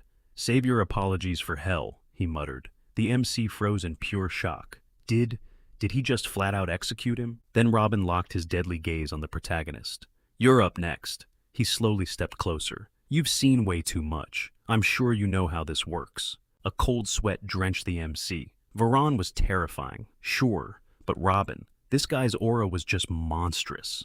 The power gap was insane. Was this really where— Hell no. He gritted his teeth, refusing to fold. He was going to risk it all on the hidden class. Noticing his defiance, Robin flashed a sinister smirk. "Still want to fight back, huh?" The MC forced himself onto his feet, his mind racing. He had to secure that secret class. Period. This was absolutely his only shot. Even if it meant eating a death penalty and paying a massive fine, he wasn't backing down from this. Robin narrowed his eyes. "Are you actually blind to the massive skill gap between us?" Yet the rookie was still standing tall, daring him to attack. The MC spat back. "Even if you kill me 100 times, I'll just keep respawning and hunting you down, so bring it on." Robin stared at him, genuinely impressed. The kid was literally shaking in his boots, but his fiery willpower and desperate hunger to survive were undeniable. You rarely saw that kind of raw grit even among elite blade masters. Suddenly Robin's eyes darted to his hand. "Wait, what is that? That's a swordsman's seal?" In a flash, he snatched the MC by the throat, hoisting him up. "Where did you get this ring?" he demanded. The MC choked, completely paralyzed. Gasping for air, he choked out, "I looted it. After taking down Garriton." Robin paused, stunned. You soloed Garriton." As the MC nodded, Robin instantly dropped him. "I can barely wrap my head around that guy dying to you," Robin muttered. But looking deep into the rookie's eyes, he knew it was the truth. "So, was Garriton really one of you guys?" the MC asked. Robin gave a heavy nod. "Yeah, he was. Centuries ago, that scumbag defected to the Imperial Army. He sold out his own brothers. Our faction was tiny back then, so fighting back against the entire Empire was straight-up suicide. We've just been laying low ever since." The MC's mind clicked. "So, that's why Garriton dropped that insanely rare ring." The MC rubbed his neck. Sorry, my bad. Guess I shouldn't have murked him then." Robin just crossed his arms. "Whatever, it's fine. Someone had to take out the trash eventually, but here's the deal. You know way too much about our Black Ops now. I can't just let you walk out of here alive. So you've basically got two options. Option 1, I slaughter you over and over. Every time you respawn, I deliver a world of pain. Option 2, You take that dead idiot spot and join our ranks. Pick your poison. I'm in. The MC didn't even let him finish. Feeling Robin's suffocating bloodlust, he practically screamed, "Let's team up!" Robin blinked, totally caught off guard by how fast he folded. Wait, you're not even gonna think it over. It was as mind-blowing as the sun goddess Bellica randomly freezing into a block of ice. Whatever a deal's a deal. Robin casually clapped a heavy hand on his shoulder. Though honestly, I have zero clue if you've actually got what it takes to be a swordsman. Bam. Out of nowhere, he clocked the MC straight in the jaw. The impact sent his helmet flying across the room. Bro, seriously, why? His vision instantly blurred as he crumpled to the dirt. Just a little welcome gift, rookie, Robin chuckled. Hours later, the MC jolted awake in a strange bed staring groggily at a floating system prompt. The pop-up flashed "New area unlock the shrine." He scanned the weird room, deeply confused. Wait, a shrine? Cut to a massive dojo. The MC flashed a cocky grin at Kia, who stood calmly across from him. Gripping a wooden katana, he charged at her with everything he had. "Brace yourself," he yelled, but she deflected his strike effortlessly. "Cute," she smirked. "Did you honestly think you could take me in a one-on-one duel?" Then she unleashed a terrifying flurry of attacks. The MC desperately parried, teeth clenching. Yeah, easy for you to say. Her blade was a literal blur. He just couldn't keep up with her insane speed and flawless technique. She wasn't the master's top prodigy for nothing. The hype around her was absolutely real. Suddenly she aimed her tip right at his chest and snapped, "You're wide open." A swift strike sent him crashing hard into the floorboards. Sighing, she offered him a hand up. "Not terrible, but you've got a lot of room to improve." He just wiped the sweat off his face and grinned, grabbing her hand. "Just give me a little more time. I'm totally clutching the win next round." Sometime later in the real world, his mom shrieked, "Oh my God, Kehoe, what is the meaning of this?" The MC, casually pumping iron, groaned. "Mom, you just gotta roll with it." She was absolutely losing her mind. 4,000,001? Are you insane? That's a massive fortune. Where in the world did you even get that kind of cat? Better not mention it's sketchy. Dropping into his dumbbells, he sighed. "Mom, it's not like that. It's just a gift I've been stashing away cash for forever." Pausing, his mom fired back, "Wait a sec. Since when do you use such fancy manners with me?" Dodging the question, he blurted out, "Gotta blast, Mom," and killed the call. That cash was hers now, so she could blow it on whatever she wanted. He'd hit her up later. She just texted back and, "Okay, got it." Smashing his alarm clock off our guy, let out a massive groan, muttering, "How bad are they gonna wreck me in practice today?" Flashback to a couple of days ago, after getting completely flatlined, he blinked awake inside an ancient shrine. It turned out to be the underground base for a badass mercenary squad calling themselves the Swordsmen. They pledged absolute loyalty to Idias, the goddess of blades. They were a tight-knit crew running Black Ops contracts across the globe. Robin, the absolute unit who dragged him there, flexed his title as one of the 10 masters, and basically dared him to join the swordsman's ranks. Figuring it was fate, he locked in, but boy did that honeymoon phase crash fast. Total regret hit him like a truck. Cut to Robin standing on a cliff edge like a drill sergeant screaming, "Move!" Our boy had to sprint, like the Grim Reaper was on his heels. He pushed his screaming muscles to match pace with Kia, who was effortlessly gliding up next to him.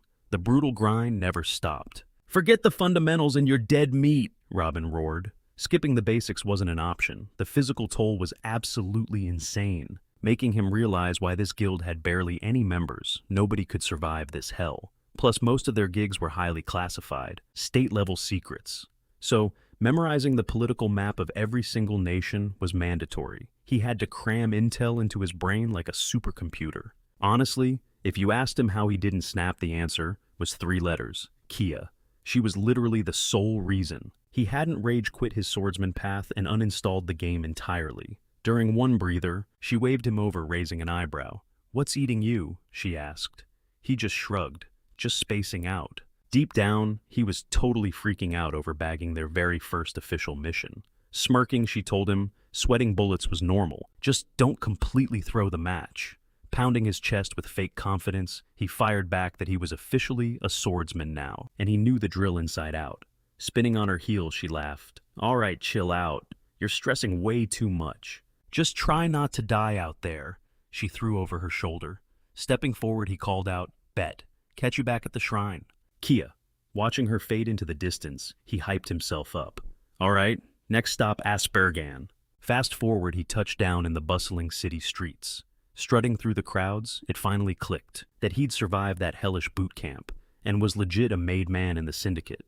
The ultimate proof, that sick new hardware on his finger, the swordsman's seal. The system instantly flashed swordsman's seal. Unique ring tier, melee damage spiked by 14%. Looking at his buffed stats, he realized his debut gig as a true swordsman brought him right back to Aspergen turf.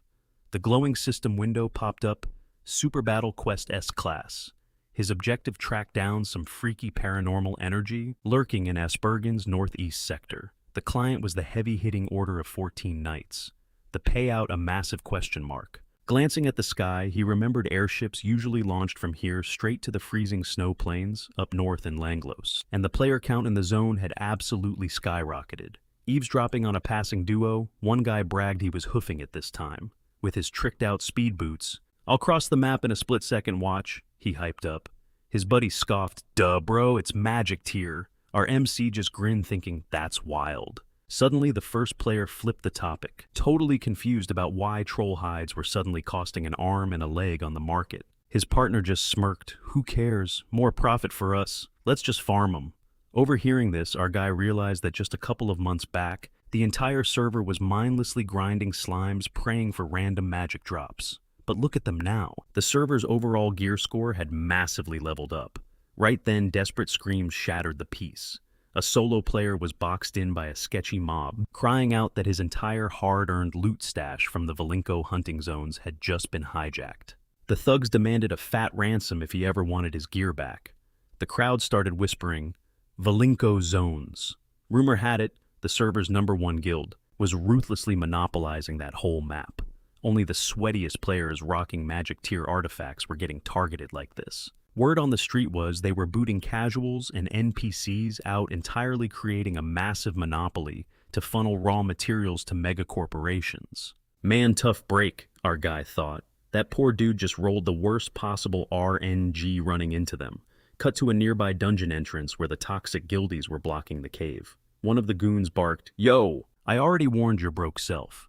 This spawn point is strictly VIP, #1 guild members only." A handful of random players were staring them down.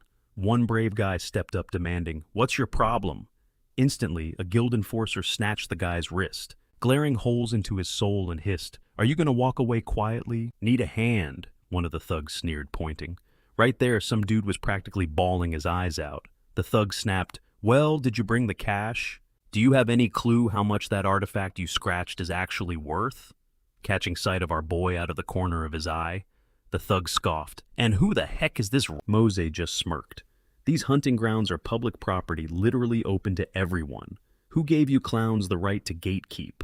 "The #1 guild, you absolute moron," another lackey barked.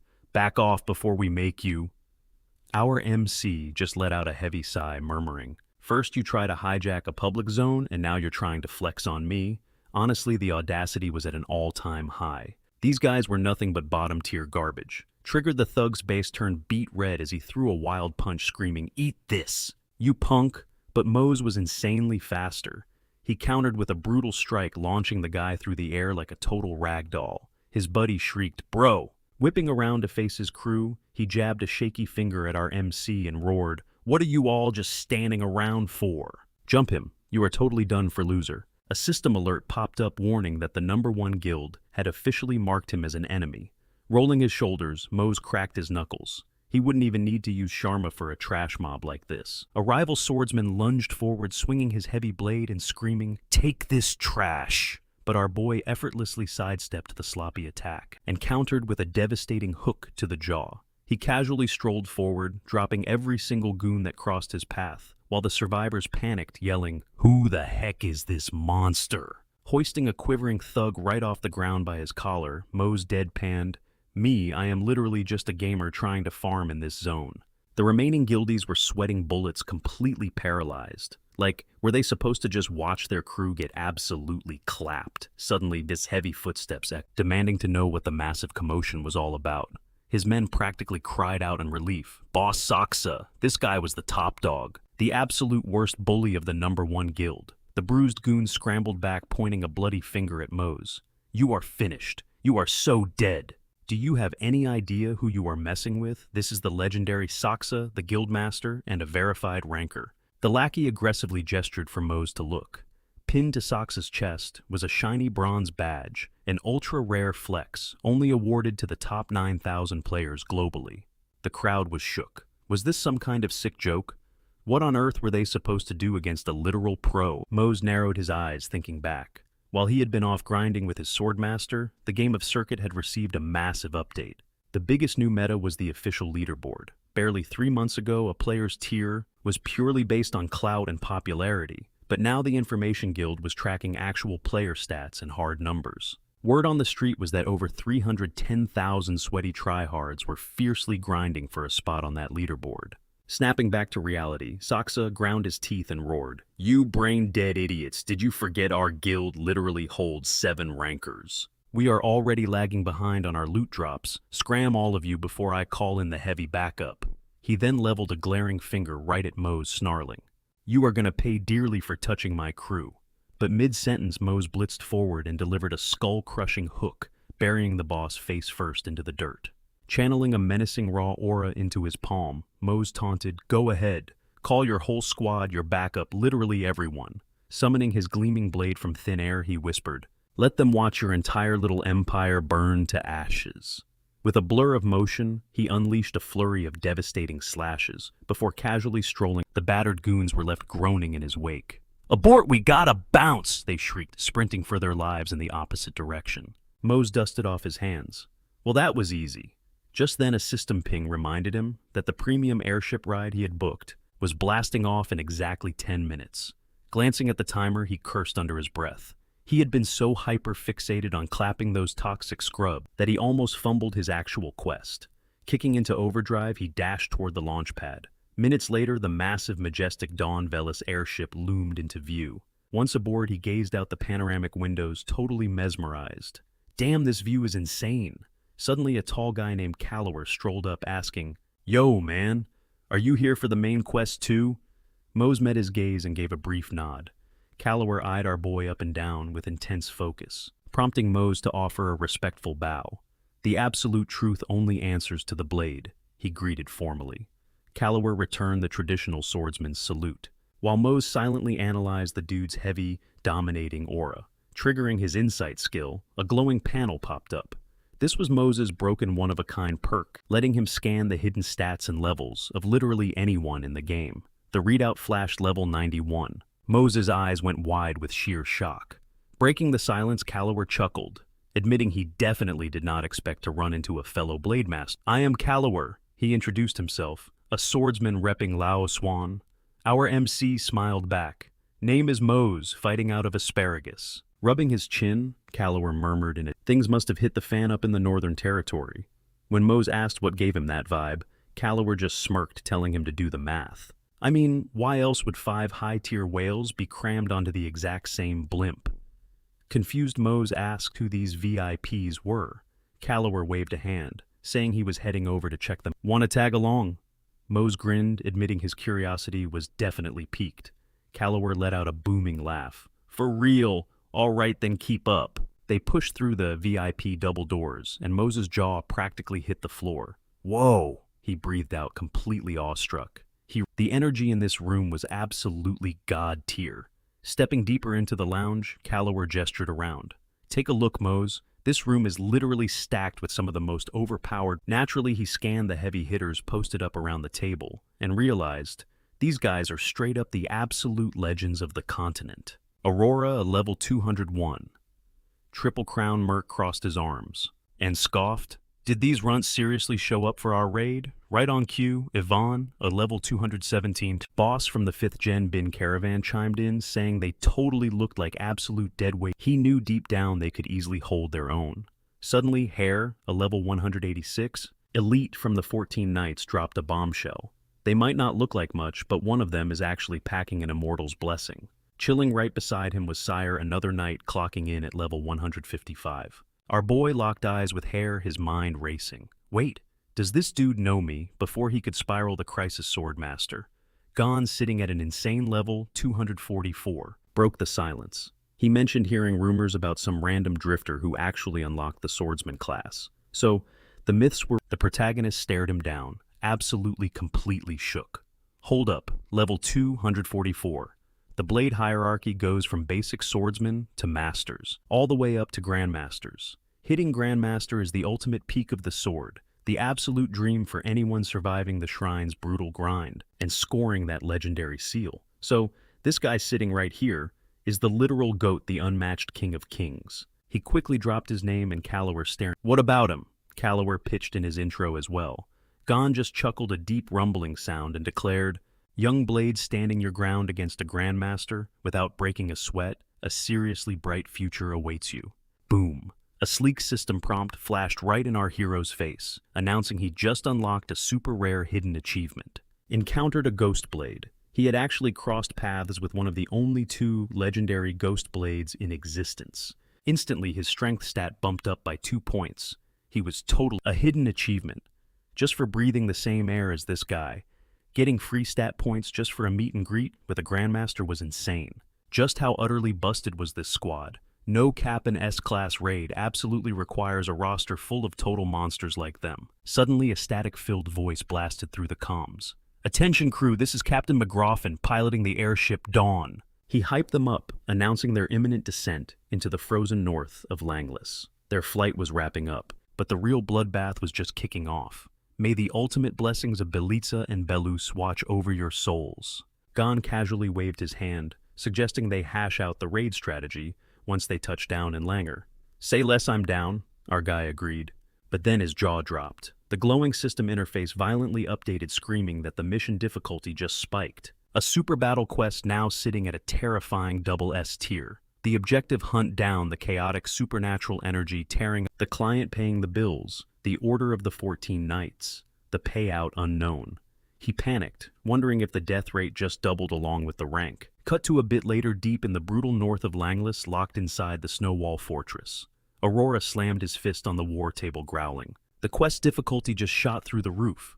Gon skimmed the intel files, his face grim, muttering they'd be forced to pull the plug on the whole op. Aurora crossed his arms, practically scoffing. Honestly, that's a massive W. These total noobs would get instantly wiped out here anyway. Yvonne leaned in, eyes narrowed. But what triggered this insane difficulty spike? Hare stared hard at the glowing parchment. According to the latest scouts, they finally pinpointed the core of the anomaly. Pinpointed our boy, thought sweating bullets. Hare didn't miss a beat. Over on the eastern shores of Lan, spreading from the magic continent of Olu, massive strikes of blood-red lightning have been nuking both their turf and Langer, leaving pure carnage behind. Initially, the higher-ups totally thought it was just some freak weather caused by Olu's crazy magic experiments. Aurora fired back. "Okay, but if the lightning is crimson, what are we really dealing with here?" Gon's voice went dead serious. "It's gotta be Garnus." Hare nodded slowly. "Bingo. They just have zero clue how it bypassed the borders. A literal walking apocalypse sitting at danger level 17. The Elder Dragon Garnus somehow crawled out of an uncharted continent straight into Langless." Aurora's eyes flashed with greed. "All right, spill it. What's the massive Hare smirked, dropping the bait. 50 Ormicons wired straight from the Arantis Bank." Aurora threw his head back, absolutely losing it, hyping it up. "Now that's what I'm talking about." The 14 Knights never slack on the bag. Yvonne, however, wasn't fully sold. "Cash is cute, but I'm looking for a different kind of leverage." Hare's smirk grew wider. "How does a total monopoly on food trading rights and Osbargan sound?" She flashed a wicked grin and purring that he totally knew how to play her game. Then Hare pivoted to the absolute unit in the room. The Grandmaster locked eyes with him, completely unfazed. "Keep your treasure. I'm taking the job. On one condition. These two rookies roll with my squad." With a dramatic point, he singled out our protagonist and Calloware. Instantly, a massive alert pinged. "Grandmaster Gon has requested you to join his party." Our boy was absolutely shook. Wait, seriously? Flash forward to the frozen streets of Langer. Tucked away inside the Snowden Dragon Inn, sat alone. Reaching out his hand, Sire formally welcomed the rescue squad in the holy names of Belisa and Belus. Gon casually brushed off the honor, waving his hand as he said, they really hadn't earned that kind of hype. Meanwhile, our boy was low-key stressing, wondering if this guy had beaten them to the punch. Was he repping the legendary Order of the 14 Knights seriously? Who was this dude? Just peep that insane level. Fast forward a bit. The crew huddled around the war table. Aurora leaned in. "So, What's the play, he demanded. Sayer reported absolutely zero sign of those freaky red lightning strikes, for the time being. Gon stroked his chin. It's the calm before the storm, he muttered. Time to move. Boom! Aurora slammed his fist down so hard the wood rattled, aggressively volunteering to charge the front line and tank the brunt of the damage. He flashed a cocky grin, adding, "All right, bet." He'd handle the swordsmen lurking in the back lines. The MC just let out an exhausted sigh. Of course they were planning a flank attack. Yvonne chimed in, confident her crowd control magic would lock the enemy down tight. Sayer pledged to back up Lord Gon, locking in his role as their magic artillery. Perfect Sayer nodded. He geared up to cast a stealth teleportation spell, ready to instantly warp the squad right onto Garnus's doorstep, completely undetected. Let's get this bread, ladies and gentlemen. A little later, the MC was practically freezing, throwing his arms up against the brutal blizzard. Trudging blindly through the powder, he was literally flying blind in the whiteout conditions. Zap. A violent flash of crimson lightning crashed right behind him. He whipped around, absolute panic setting in. Was that insanely massive shockwave just Garnus flapping his literal wings? What a total monster! Kulawar spun around, screaming at Mose to book it. He sprinted forward, as Sayer gripped his glowing staff. Since the whole party was stacked and ready, it was time to kick off the raid. He hoisted the relic high. Channeling raw mana, he chanted. The whispers of the springs, the roaring of the oceans, the crushing abyss of the deep sea, I summon thee in his holy name. Let the tides swallow the earth in an unbreakable silence, so let it be. Wham! He smashed the staff into the frost, sending a massive shockwave of arcane energy ripping through the air. Aurora rubbed his head. Man, this silence is so heavy my ears are literally ringing.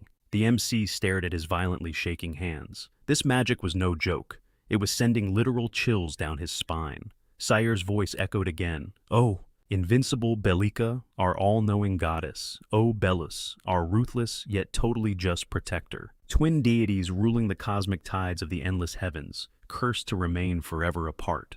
The spell's aura kept expanding, and ping the system blared. Sacred chant detected, a massive 34% buff just dropped. His HP regen spiked to 583 points per second, locking in for a solid 2 hours. Even better, his total attack power got cranked up by 34% for the next 2 hours as well. Heck yes! Yvonne cheered, that buff is gonna carry us. The MC hyped himself up, staring at his glowing fists.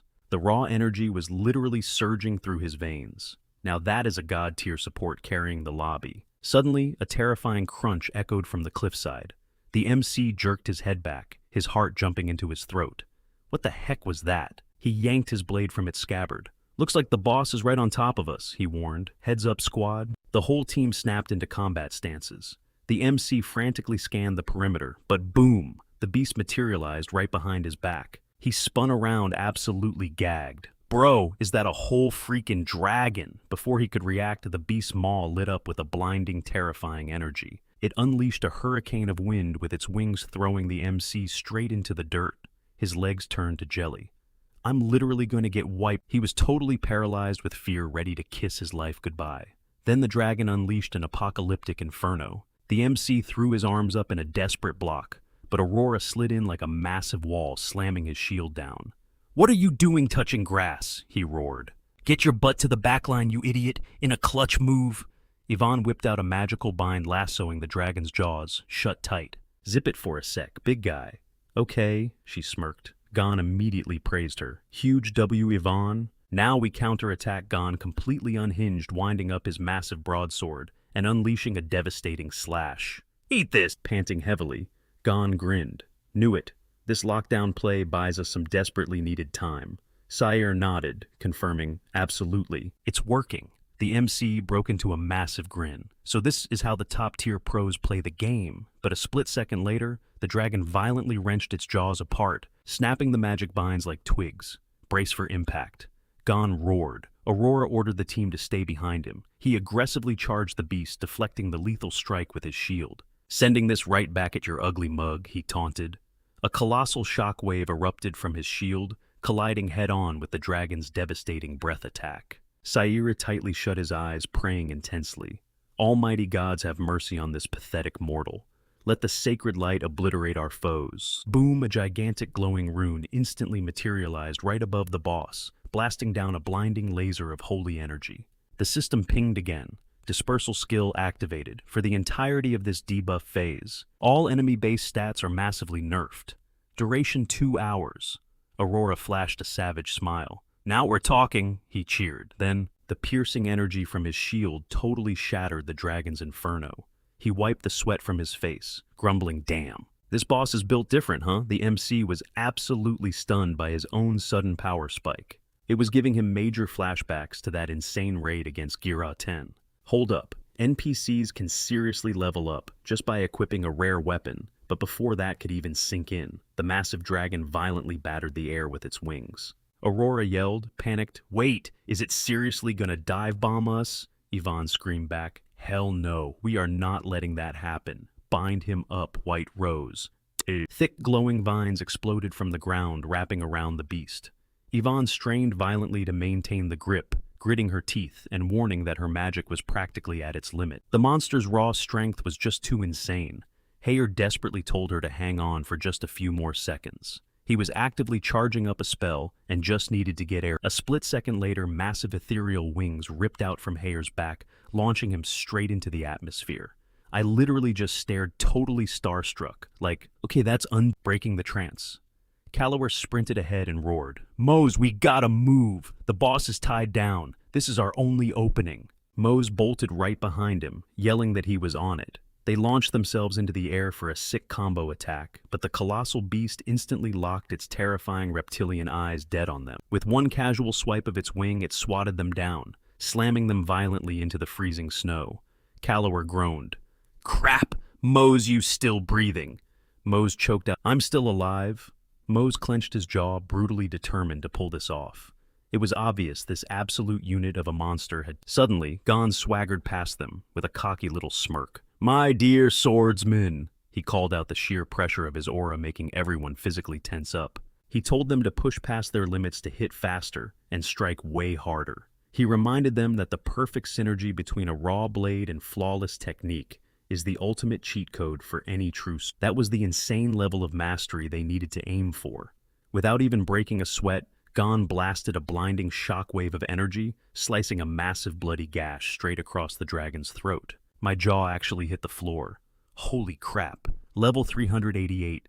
Gon was literally outscaling Garnos at this point. The dude's technique was absolutely flawless, like literally zero competition. Honestly, I think I just found my new idol. Hyped up, I charged in yelling that the monster was finally bleeding, and this was our shot. Calloware darted forward too, screaming Mose's name. Mose chased right behind him, roaring back in agreement. I completely hyped myself up. There was zero chance I was letting this raid end without securing some crazy highlight reel moment. You could just tell Mose was basically destined to be a top-tier player. Feeding off that energy, I explosive jumped off the icy ground, ripped my blade through the air, and landed a vicious heavy strike directly on the beast. The sheer recoil vibrated through my bones as I slammed back onto the dirt, teeth aggressively gritted. Gon casually strolled up to me, effortlessly resting his massive sword over his shoulder. He gave me a reality check telling me not to blow all my... Then Gon flash stepped back into the fray, delivering an earth-shattering critical hit. I grabbed my throbbing hand totally in awe, thinking, man, the Grandmaster absolutely never disappoints. Gon glanced back over his shoulder with a smirk. So how was that for a warm-up? Suddenly my eyes shot up to the sky as Heyer, hands tightly locked together in deep concentration, bellowed down at us. "Listen up, everyone. Fall back from Garnos right now." A blinding apocalyptic beam of pure energy began tearing open the clouds above. Looking totally solemn, Heyer muttered, "Forgive me, Ancient One." Instantly, slamming his massive shield straight into the dirt, screamed for the entire squad to stack up directly behind him for cover. Wiping out this majestic beast was brutal, but millions of innocent lives were literally on the line. The orbital strike of raw destructive magic absolutely vaporized through the dragon's thick scales.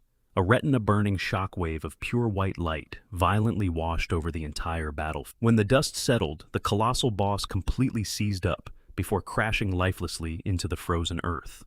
I broke out into a massive grin, cheering that we actually clutched the win. But then a glowing orb caught my eye. Wait, I quickly scanned the rest of the raid party. They were acting totally blind to this legendary drop sitting right there. Oh duh, I realized. They totally As I sneaked over to pocket the insanely rare core, Yvonne casually strolled up beside me, flashing a tired but victorious smile. Well, that's a wrap. Raid officially cleared. I let out a massive sigh of relief. The absolutely sweaty, chaotic grind against Garnos was finally over. Checking my stats, I realized I had skyrocketed a totally ridiculous 25 level. Aurora nonchalantly waved us off, groaning that he was completely sick of freezing his butt off out here, and just bluntly hit us with a catch ya. I low-key judged Aurora for just dipping the absolute second he secured his loot. Meanwhile, Yvonne was already hard at work, summoning her scavenging crew from the bin, who ruthlessly got to work carving up the boss's gargantuan corpse. Dusting off her hands, she announced, "All right, squad, pack it up. We gotta hit the..." Her crew was aggressively stripping every last scale and bone they could salvage. You just knew they were about to make absolutely insane bank flipping those rare materials. Honestly, she seemed completely thrilled, walking away with both a massive win and an absolute mountain of premium loot. Hopping smoothly on, she hollered back, "Don't you dare forget our little deal, Hayer." He just chuckled effortlessly and yelled, Yeah, I got it." Pivoting back to the group, Hayer reached out a hand and said, "Mr. Gon, Mr. Callower, Mr. Mose, seriously, major respect, and thanks for the carry out there." Gon beamed right back at the squad, completely backing up Hayer's wholesome vibe. I, on the other hand, just awkwardly let out a super nervous chuckle, furiously rubbing the back of my neck. Inside my head, I was basically sweating, thinking about how unbelievably exhausting and terrifying that fight. But hey, at least Hayer seemed totally valid in recognizing my grind. The veteran warrior dipped into a deep, respectful bow, firmly confirming his presence. Then Hayer shouted, "And to the rising swordsman Aspergan." I immediately snapped into a stiff bow, nervously sounding off that I was present yet and accounted for. Hayer's voice got super dramatic as he declared, "And when those crazy rumors finally reach my ears again, I will personally roll out the red carpet for you guys. I'll be eagerly waiting for a reunion at the Bin Caravan base." Dropping that epic final line, he stepped straight backward into a glowing portal, vanishing entirely. Then Callower, locking eyes with me, casually mentioned, "Hey man, I've got some hardcore urgent business to catch up on, so you should probably head out too. We'll definitely cross paths again." He threw up a quick laid-back peace sign before heading off. As I stood completely alone in the freezing crater, the absolute silence made it feel like that insane boss raid was literally just a crazy fever dream. Shaking off the surreal vibes, I snapped back to reality. Focus up. He seriously debated snatching the entire loot pile for himself, even though he basically just stood on the sidelines the whole time. Guilt definitely gnawed at him, but passing up this kind of jackpot, pure stupidity. If he ever wanted to trade blows with the heavy hitters, he desperately needed a massive power spike. Reaching out, his fingertips brushed the glowing core, instantly triggering a blinding shockwave. Shielding his eyes from the glare, our guy's jaw practically hit the floor when a full gear set materialized out of thin air. He hesitantly reached out, muttering, "Yo, what even is this?" As his fingers wrapped around the massive hilt, a holographic window popped up. Atorai's brand legendary two-handed greatsword. Weight 8.8 kilos. Strength plus 43. Health plus 31. Agility plus 31. Intellect plus 16. Passive ability, Atori's combat style. Upon executing 100 mobs, it unlocks the destructive flame solar storm. Max charges 3. Cooldown 10 minutes flat. Oh, and farming lobies doesn't count mobs 20 levels below. You give absolutely 0 stacks. The protagonist literally gasped, a legendary drop. But wait, there's more. He eagerly checked the next system prompt. Atori's Rising Sun.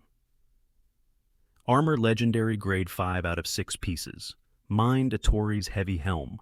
Sun Atori's heavy chestplate. Sinews Atori's heavy greaves. Madness Atori's heavy gauntlets. Fire Atori's heavy sabatons.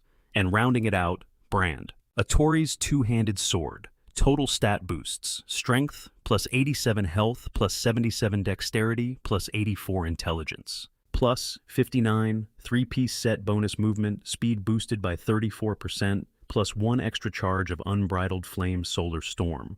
5-piece bonus. Melee damage skyrockets by 44%. Full 6-piece bonus solar fury unlocks, heavily buffing the devastating flame solar storm. A massive grin spread across his face. "Bro, is this for real? Am I being punked right now?" the loot dropping from Garnet's core, was just as insane as the dragon itself. A legendary set that absolutely curb stomps any unique gear. He had just become the very first player in circuit history to bag legendary loot. Cut to a bit later, a live stream boots up. What is good, chat? It is John Korea's #2 streamer. You guys catch the latest tea.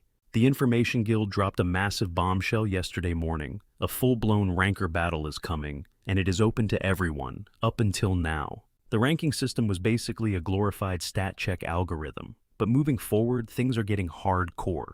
Rank verifications are getting insanely strict, and top players will unlock national-level quests. So, if you think you have the skills to pay the bills, you need to pull up to the Spartan Central Square.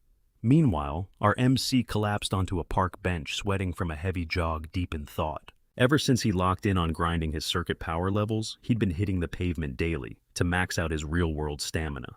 Better IRL cardio meant longer VR dive sessions. But logging out earlier had hit him with wicked vertigo from pushing his playtime. Playtime way past the line separating the pixelated fantasy from cold reality was seriously messing with his head. He was desperate for a glow-up in life, and circuit was his golden ticket. Yet the boundaries between these two dimensions were getting super blurry. Honestly, it was kind of ironic the only place he was pulling insane bags of cash was inside a video game.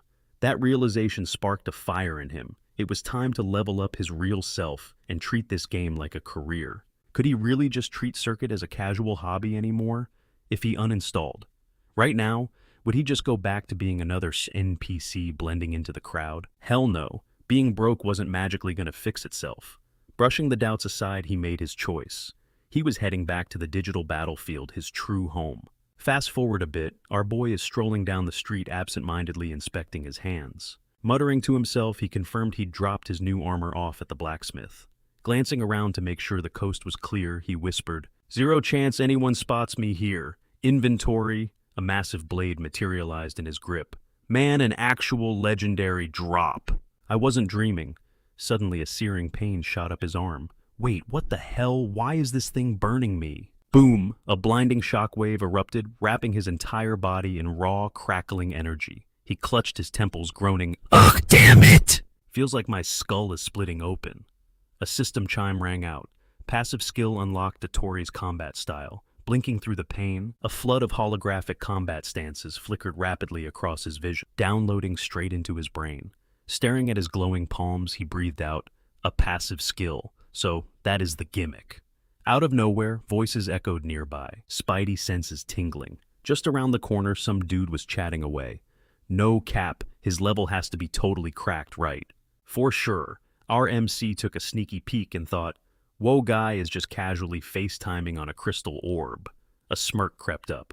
Now that is low-key meta. Maybe I should cop one of those. Cut to a bustling magic shop. The NPC clerk thanking him for dropping some coin as he stepped back into the sun. Hefting his shopping bag, he mentally checked his to-do list, picked up the upgraded armor, secured the comms orb. All done. Next stop, the Esper Sanctuary. Pulling out his teleportation stone, he readied up for the journey. Arriving at the flight deck, a cheerful attendant greeted him, promising a first-class sky cruise. "Destination, sir?" she chirped.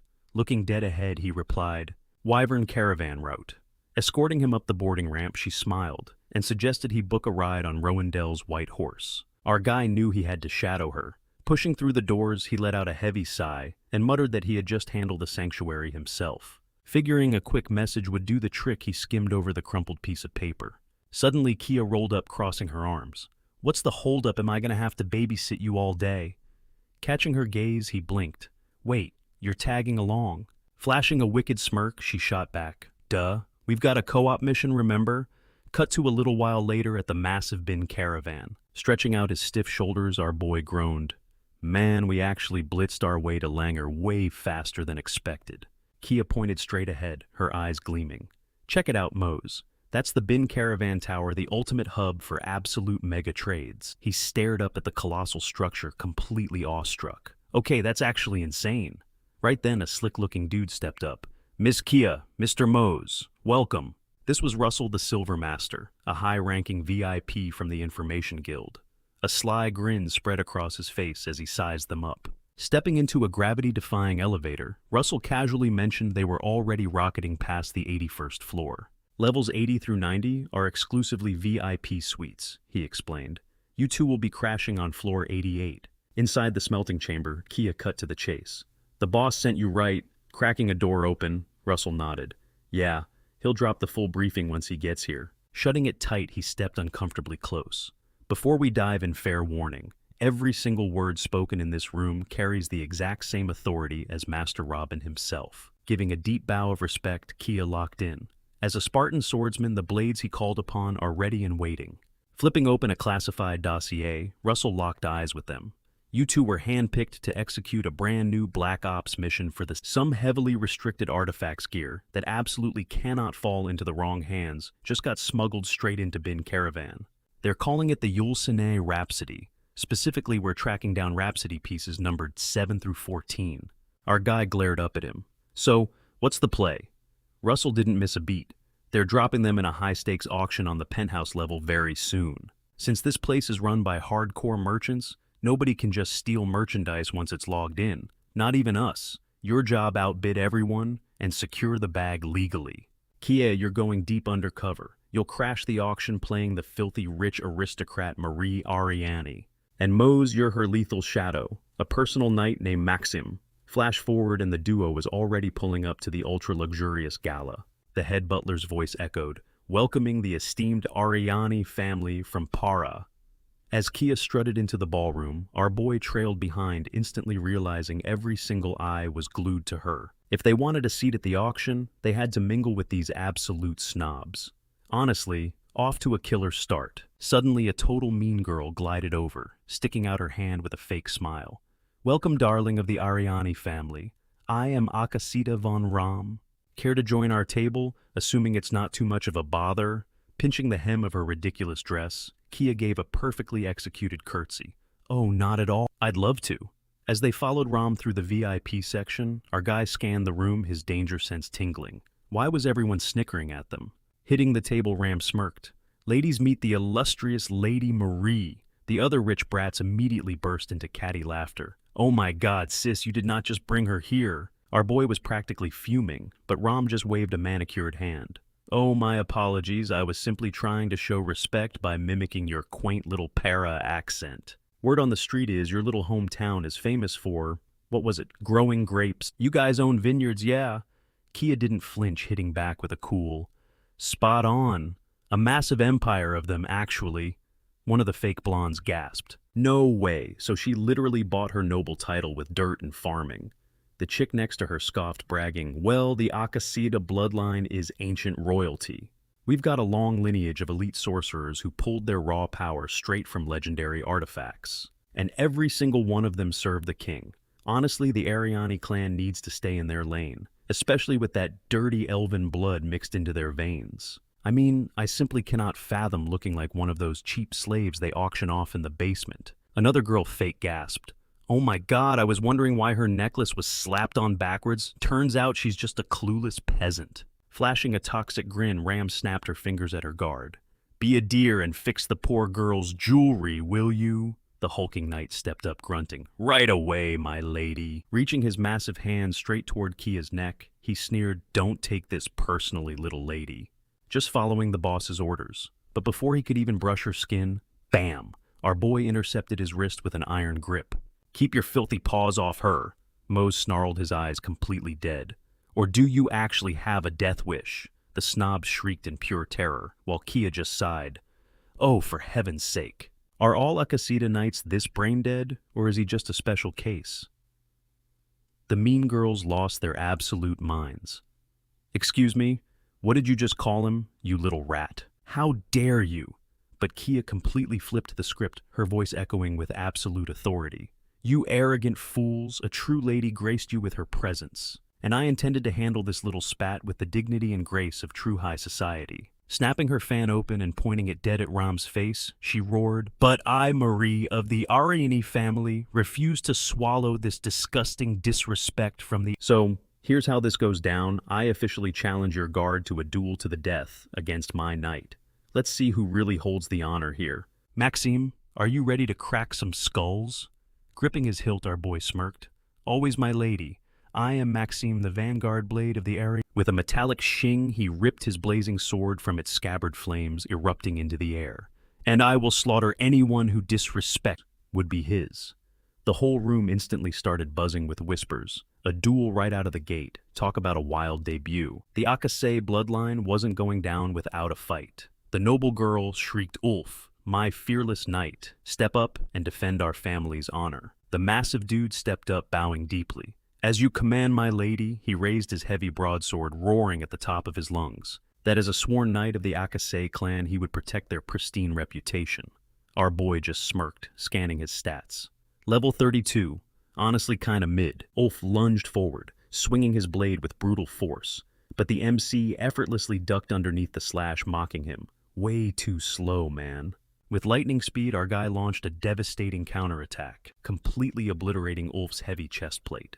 The knight crashed to the floor, totally out cold. The entire crowd was absolutely shook. One single strike. That raw power was insane. Furious Rames threw a massive tantrum, screaming at Lancel, her most loyal guard, to wipe the floor with this absolute trash. Stepping into the spotlight, Lancel announced himself as the Knight of the Wind, proudly declaring that Lady Akase had given the absolute order. He vowed to end this right here, right now. Without hesitating, Lancel unleashed a furious barrage of strikes, but our protagonist simply pivoted, flawlessly deflecting every single blade thrust. Lancel ground his teeth in pure frustration. "Are you kidding me right now?" The MC just tilted his head, yawning. "Is that really all you've got?" Pure terror flashed in the knight's eyes as he choked out, You're a total monster," before collapsing face first onto the marble floor. The audience was left utterly speechless. Right after the chaos, Kia glided over to the protagonist, adopting her fake persona, Marie. She dramatically sighed, claiming she was by the absolute disrespect going on here. She called them out for blatantly bullying a race that traveled all the way from across the globe. Like, seriously, what kind of toxic prejudice was this? She loudly hoped that moving forward their elite gatherings would actually welcome foreign VIP with genuine hospitality. She reminded the room that Bin Caravan was literally built as a massive melting pot, a hub where all cultures and races collide and build connections. Her savage reality check had the nobles clapping in awe. Then Lara strolled up to them, grinning. Finally, the epic moment had arrived. He had been hyping himself up for this exact showdown for way too long. A little later, Kia ripped out her heavy earrings, dropping the act completely. She announced that their real mission was finally a go. The fancy party was a massive win, but the actual endgame was dominating the underground auction. The MC kicked back in his chair, staring at her like she was an absolute legend. Catching his gaze, she raised an eyebrow, asking why he was staring a hole through her. He just gave a super goofy smile and stayed totally. Honestly, her acting skills were straight fire. Yanking off the second earring, she scoffed. Acting? What acting? Especially when dealing with these stuck-up snobs. He blinked, totally caught off guard. Wait, what, since when, how? For real. She coldly confessed that she actually used to be a literal slave for a high society family. Their toxic habits, their arrogant mindset, that garbage had practically burned itself into her brain.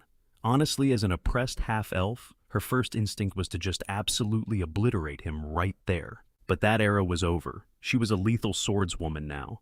The weak Kia who got stepped on for her bottom-tier status was dead and buried.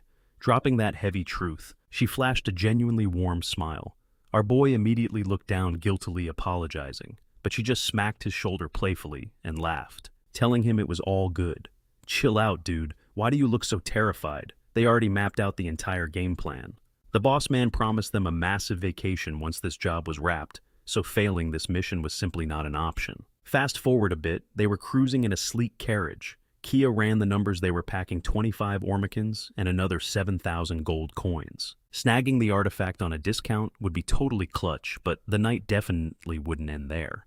The carriage rolled up to a massive, imposing structure, and they started conquering the grand staircase. The MC casually asked if there was any competition trying to snipe the magic scrolls. "Should we just take these guys out?" Kia nodded, confirming they were definitely not alone.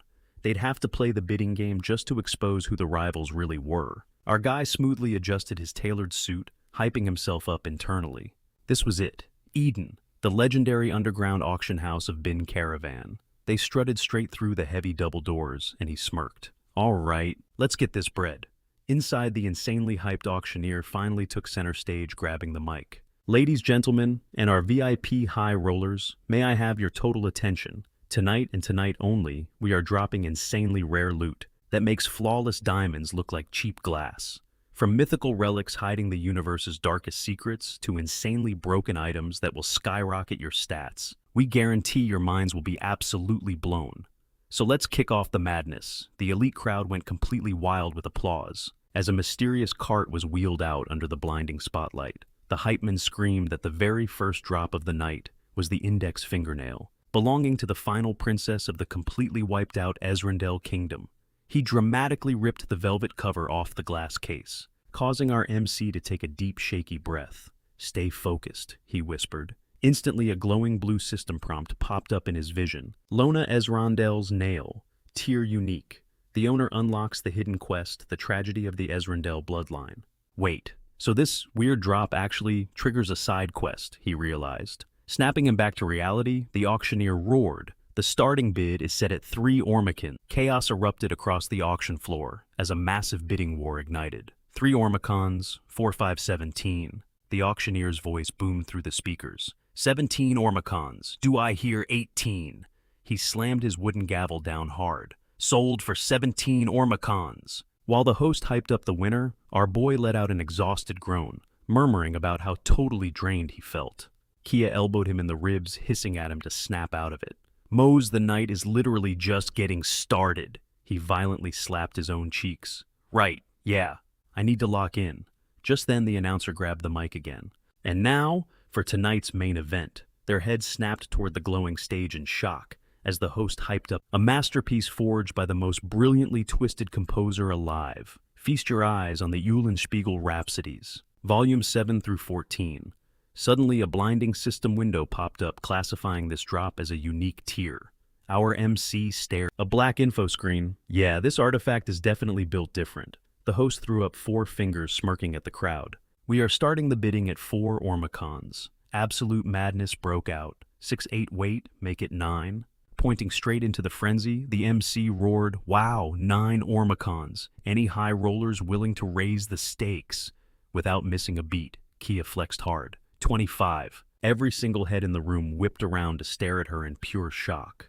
25, the host screamed.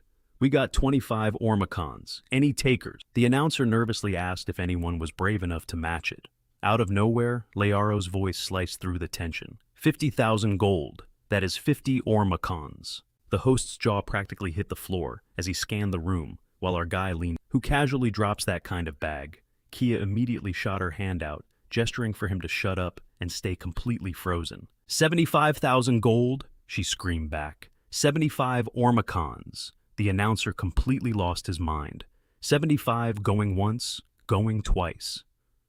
Our MC stared at Kia like she had lost her mind. 75? Are you absolutely insane? That is a psychotic amount of cash. She shot him a sly grin, whispering that it was all cool, she was just baiting a reaction. Right on cue, Liaro dropped the nuke. 100,000 gold. 100 Ormacans? The host was practically hyperventilating. 100,000 gold? Did I just hear 100,000 gold? That is officially the most expensive item ever sold in the history of this auction. Kia flashed a wicked smile at our guy, basically saying she played him perfectly. Mose spun around, his eyes narrowing in focus. All right, now we just track down this massive whale. But when he caught a glimpse of the buyer, his blood ran cold. Wait, that is... Who? Kia whispered urgently. He locked onto the target. That is Liaro, the S-tier wanted fugitive and notorious gambler. Moments later, they blasted out of the auction house into the cold night. The second Liaro bolted our duo was already hot on his heels, ripping their blades from their sheaths. Suddenly, the gambler skidded to a halt, looking back with a cocky grin. Whoa, you guys have been stalking me all night, and now we are playing tag. Our boy clenched his jaw so hard it nearly cracked. Liaro, it is definitely him. Surging explosive mana through his veins, the MC braced for impact. Let's do this. The gambler had clearly been waiting for this exact showdown. What the hell is this suffocating aura? Our guy panicked internally. It feels like one tiny slip-up, and he will completely vaporize me into dust. Mockingly polite Liaro pressed a hand to his chest, and the name is Liaro. Instantly our boy ripped off his cloak, barking out a warning. Kia, stay back. He is dangerous. She blinked, totally confused. Wait, why? Damn it, he realized in a panic. Kia is just an NPC. She literally cannot see his insane stats or realize how totally outmatched we are. He yelled back. This dude is an absolute raid boss. Liaro's level was chillingly high, sitting at a solid 102. The gambler smirked. This is truly going down in history, Mose. Kia glared at our boy. Wait, you actually know this creep? He nodded tensely. Yeah, back in Lindbergh, I flipped an artifact to him. But how does he even remember me? How could I ever forget? Liaro cackled instantly, teleporting right beside him in a flash. Our reunion was totally written in the stars, buddy. What the hell is that speed? Mose gasped. Before the gambler could strike, Kia unleashed a lethal flurry of slashes, forcing Liaro to violently leap backward. I do not care what kind of weird, fateful history you two have, she snarled, but there is no way I am just going to stand by and watch. I am Kia the Blademaster of Asparagon, and my steel is going to force the absolute truth out of you. But before she could even blink, Liaro casually ghosted past her blade and materialized inches from Mose's face. Let me show you a magic trick, kid. With a single sharp snap of his fingers, Mose, Kia's terrified screams echoed into nothingness as our guy was instantly plunged into an endless void of pitch-black darkness. Staring into the endless abyss, he glared at the smirking gambler. What the hell did you just do? Liaro shrugged smoothly. Relax, your little girlfriend cannot crash our party. That alleyway was way too crowded for my taste. I prefer my heart-to-hearts totally isolated. Our guy clenched his fists. Talk with me. Liaro chuckled darkly, soaking in the terror. Oh, you are shaking in your boots, aren't you, Mose, the legendary immortal? Suddenly his eyes flipped pure demonic black. He burst into psychotic, unhinged laughter before letting out an exhausted sigh. Man, out of that massive lottery I handpicked over 1,000 of you so-called immortals. And what do you idiots do? You rush to pawn off your artifacts instantly, without even testing their limits. But you, Mose, you are built entirely different. So I cooked up a special little master plan just for you. He shoved an accusing finger directly at our boy's chest. What kind of sick game are you playing? Mose demanded. The gambler leaned in dangerously close. Think about it. Right before you unlocked your swordsman class, do you really think bumping into Jiritan was just random RNG? Why was that guy's mission in Philip just to capture him? Did he seriously believe it was some crazy coincidence they bumped into each other at Ben Caravan during the mission? Mose stared ahead, completely blindsided, while Lyro just chuckled darkly, asking if he actually thought he was just lucky. The dude had orchestrated every single move, way in advance. The MC's mind raced. Wait, why? This wasn't some random stroke of luck. It was Lyro's master plan all along. Dropping to his knees, his sword clattering to the dirt, Mose demanded answers. What the hell is going on? Why?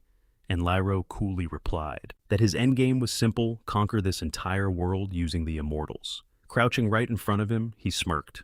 Come on, Mose, he urged, telling him to embrace the rage and unleash absolute hell on the Empire. He knew Mose had the power to pull it off. So, what was the verdict? Total world domination, plus the ultimate payback against the absolute scumbags who ripped his family away. Mose locked eyes with him, whispering, "Revenge." Lyro nodded, declaring that every single person wearing a golden crown had to be wiped off the map. The power was in Mose's hands. He was the chosen one. He clamped a heavy hand onto Mose's shoulder. The pieces clicked in the MC's head. Lyro despised this reality, a world that had stolen his loved ones, twisting his grief into pure, unadulterated fury against everyone. Now he was starving for vengeance. Wait, was Kia just another pawn on his chessboard too?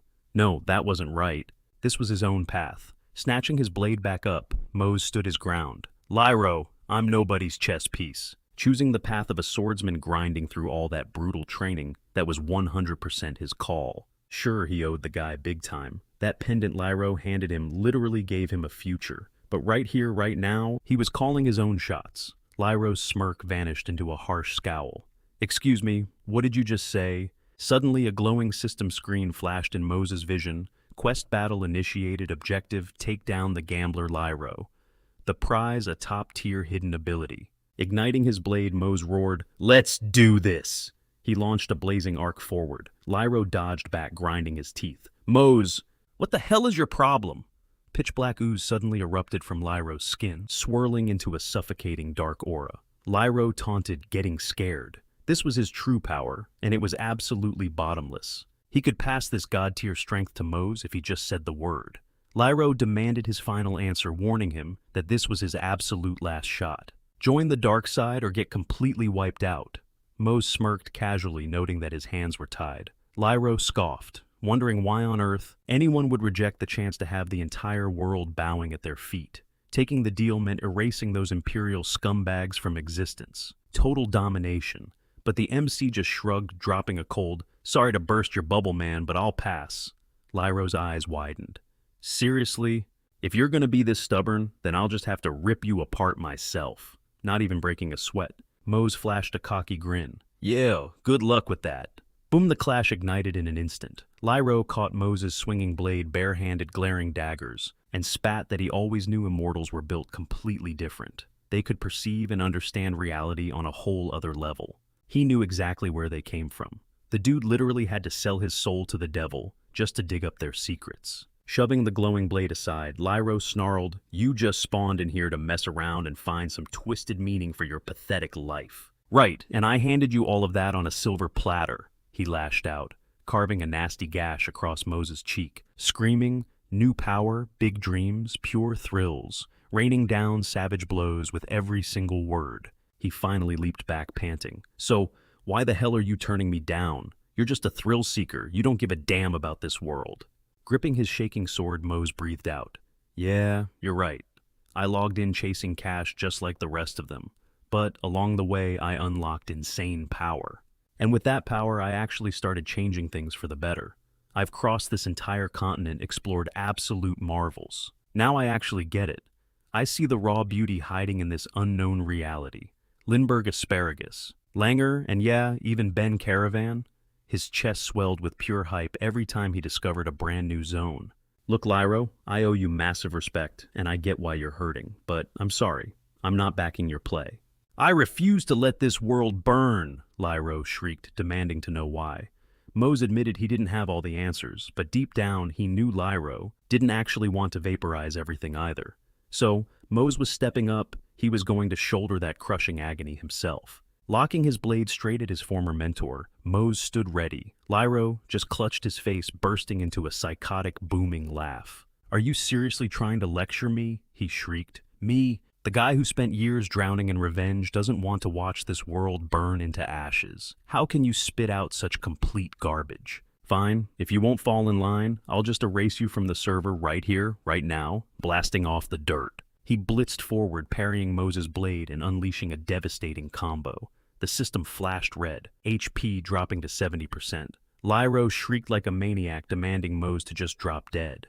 He hacked relentlessly, landing brutal hits. System warning, HP at 50%, critical alert, HP plummeting to 30%. Lyro roared, demanding to see Mose.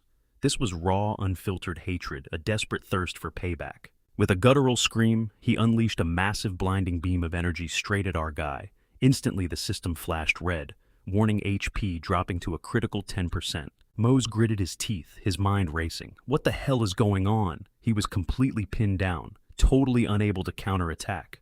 But if he didn't shut this down right now, Lyro would completely lose himself to an endless spiral of violent madness. Not on his watch. He needed a genius play, and fast. Suddenly, the blade in his grip pulsed with a blinding, fierce light. Bingo. The system chimed in, confirming he had just wiped out exactly 100 monsters. The Atoria brand flared to life. A brand new ultra-rare skill just dropped. A holographic window shattered the air in front of him. Destructive Flame Solar Storm. Active class. Requirement to pop this crazy move. Master the Atoria brand. Got pieces of Atoria's Rising Sun armor stashed in your inventory. Boom auto activation. It summons a literal solar storm, obliterating everything within a 250-meter radius. We're talking catastrophic damage ranging from 12,245 up to a whopping 15,560. Plus, it stacks a brutal 1,226 burn damage per second. This absolute inferno lasts for 100 straight seconds. You can pop this bad boy up to 3 times before the cooldown hits. The Catch Saint Tier skills can actually bounce the flames back. Our boy's jaw practically hit the floor. Wait, a brand new active skill. Solar Storm, he roared. Instantly, his vision whited out in a blinding flash. He whipped his flaming greatsword around and slammed it brutally into the earth. Massive shockwaves of pure hellfire erupted in every direction. The blazing inferno swallowed Laro whole, ripping agonizing screams from his throat. "My wife, my kids," he wailed, as horrific, deeply buried memories flooded his mind. "Those filthy imperial scumbags," he shrieked. "I'll never forgive them. I'll make them pay in blood." A haunting flashback hit him, a little boy sobbing violently, shaking as he begged, "Daddy, please, Uncle, don't kill him," standing there with hands dripping in fresh blood. Laro had stared at the kid absolutely shell-shocked. It wasn't me, it was them, those imperial rats," he stammered defensively. He desperately tried to convince himself he was the good guy. But deep down, even back then, he knew he had crossed the line. He was just in too deep to ever hit reverse. Yet despite all the years and the madness that followed, a part of his soul was actually, as Mose approached, Laro's body started shattering into glittering digital dust. With a heavy sigh, Laro admitted that deep down, he totally regretted the twisted path he took. With one final broken breath, he whispered, "I'm so sorry, Mose. Goodbye." Our guy instinctively reached his hand out into the void, watching the last pixels drift toward the sky. Laro was completely lost, he thought solemnly, but at least he finally found peace. Snapping back to reality, tears actually stung his eyes. He swore he'd never forget the tragic warrior. Just then, Tia spotted him from across the battlefield. Sprinting over, she screamed his name, Mose. Right on. Fast forward a bit, and our hero was chilling on the deck of a massive airship. Scrolling through his glowing status screens, he muttered, "Lucky destroyer, huh? That's wild." The holographic panel read, "Name Mose, class swordsman, hidden trait, lucky destroyer."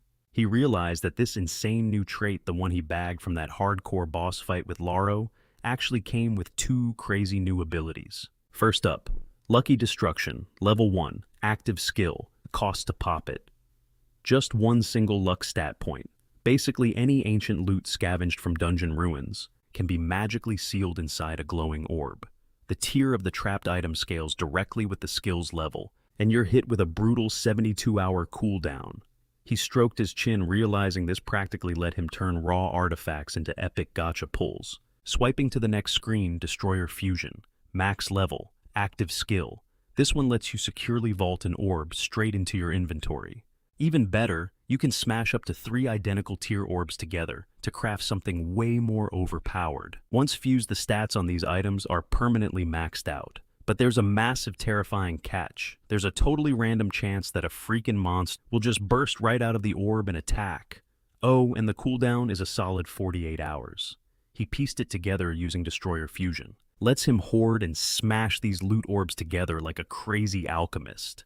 Wait, was this how Laro handed out those ultra-rare drops to other players? It honestly felt like the fallen warrior had passed him the torch.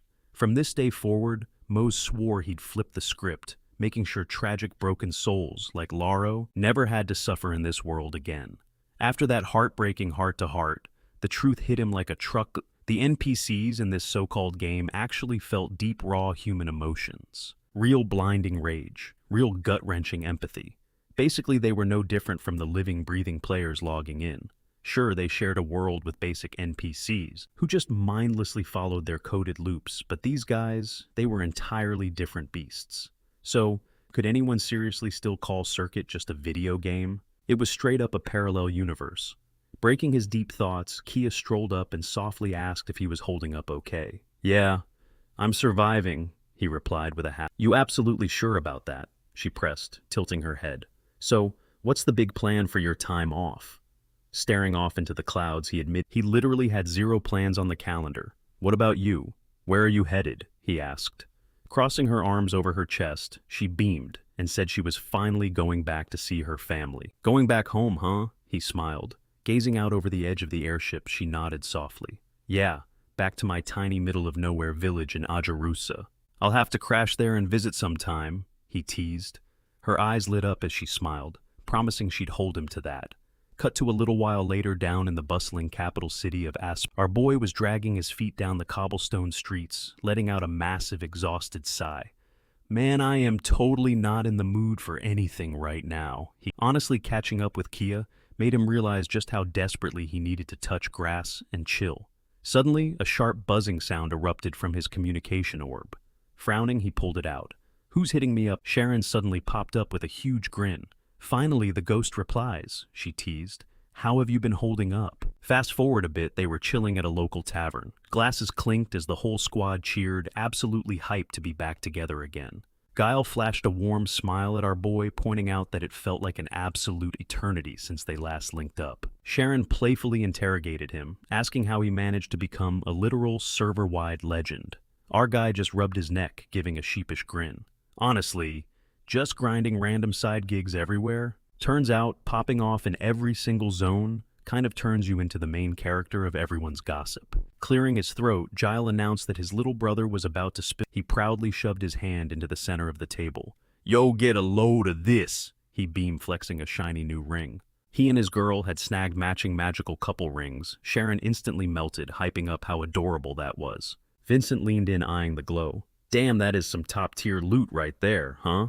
He smirked. Mose blinked, totally blindsided. "Wait, you actually bagged a girlfriend?" He laughed, giving his buddy massive props. Sharon gasped, slapping a hand over her mouth. "Hold up. I heard she is an actual elf, bro, really aimed for the absolute ceiling." Mose literally choked on his drink, his brain short-circuiting. "An elf," meanwhile, Guile just shrugged like it was nothing. "What is that weird—" Mose stared blankly, trying to wrap his head around dating a literal NPC. This was completely uncharted territory for him. But then his mind drifted back to a heavy chat he had with Lyra. For the hardcore players who practically traded reality for this virtual world, the line between digital pixels and flesh and blood humans completely blurs. Still seeing the squad's jaw-dropped reactions, Mose realized he wasn't the only one shocked by Gile's flex, even if he was. Suddenly, Gile scratched his head. "Man, calling you sir feels way too formal. We good if I just call you Mose?" "Yeah, obviously," Mose replied, his face flushing bright red. He quickly broke eye contact, downplaying his past heroics like it was no big deal. But Gile wasn't letting it slide. Because of Mose, he literally dodged college debt. Back then, he was totally broke, both in-game and in real life, but now, he was actually thriving. "I owe you everything, man," Gile insisted. Mose offered a soft, dismissive smile. "Come on, it was nothing." "I am serious," Gile pressed on. "If you had not carried us, we would have never saved my wounded uncle, or survived that brutal ambush. You are a literal lifesaver." Sharon chimed in, her tone totally sincere. "Honestly, without him pulling the strings, they all would have been totally wiped out by that absolute snake Silborn." Vincent leaned back, nodding grimly. "I have heard horror stories about players getting griefed by toxic guys like that. Most of them just rage quit the game permanently." Sharon pumped her fist. "Plus, we totally clapped that boss." Gile laughed, adding that without their MVP, that entire raid would have been a massive embarrassing. Mose went quiet, memories of Lyra flooding his mind. That one single chance she gave him, it had sparked a massive ripple effect, changing all their lives too. Out of nowhere, Sharon tossed her hand up with a bright smile. "Oh, by the way," the whole table absolutely lost it. "Wait, what?" Vincent just crossed his arms, smirking like a guy who predicted the apocalypse. "Called it. Knew you would cave." She casually explained her daily grind was completely draining her soul, so she was going full-time on circuit. Swiping open her digital inventory, she smirked. "Time to flex a little. Check out what I bought with my own hard-earned cash." With a flash of light, she materialized a wicked-looking bow, casually dropping that it was a super rare drop. She had been hunting for that beauty for ages.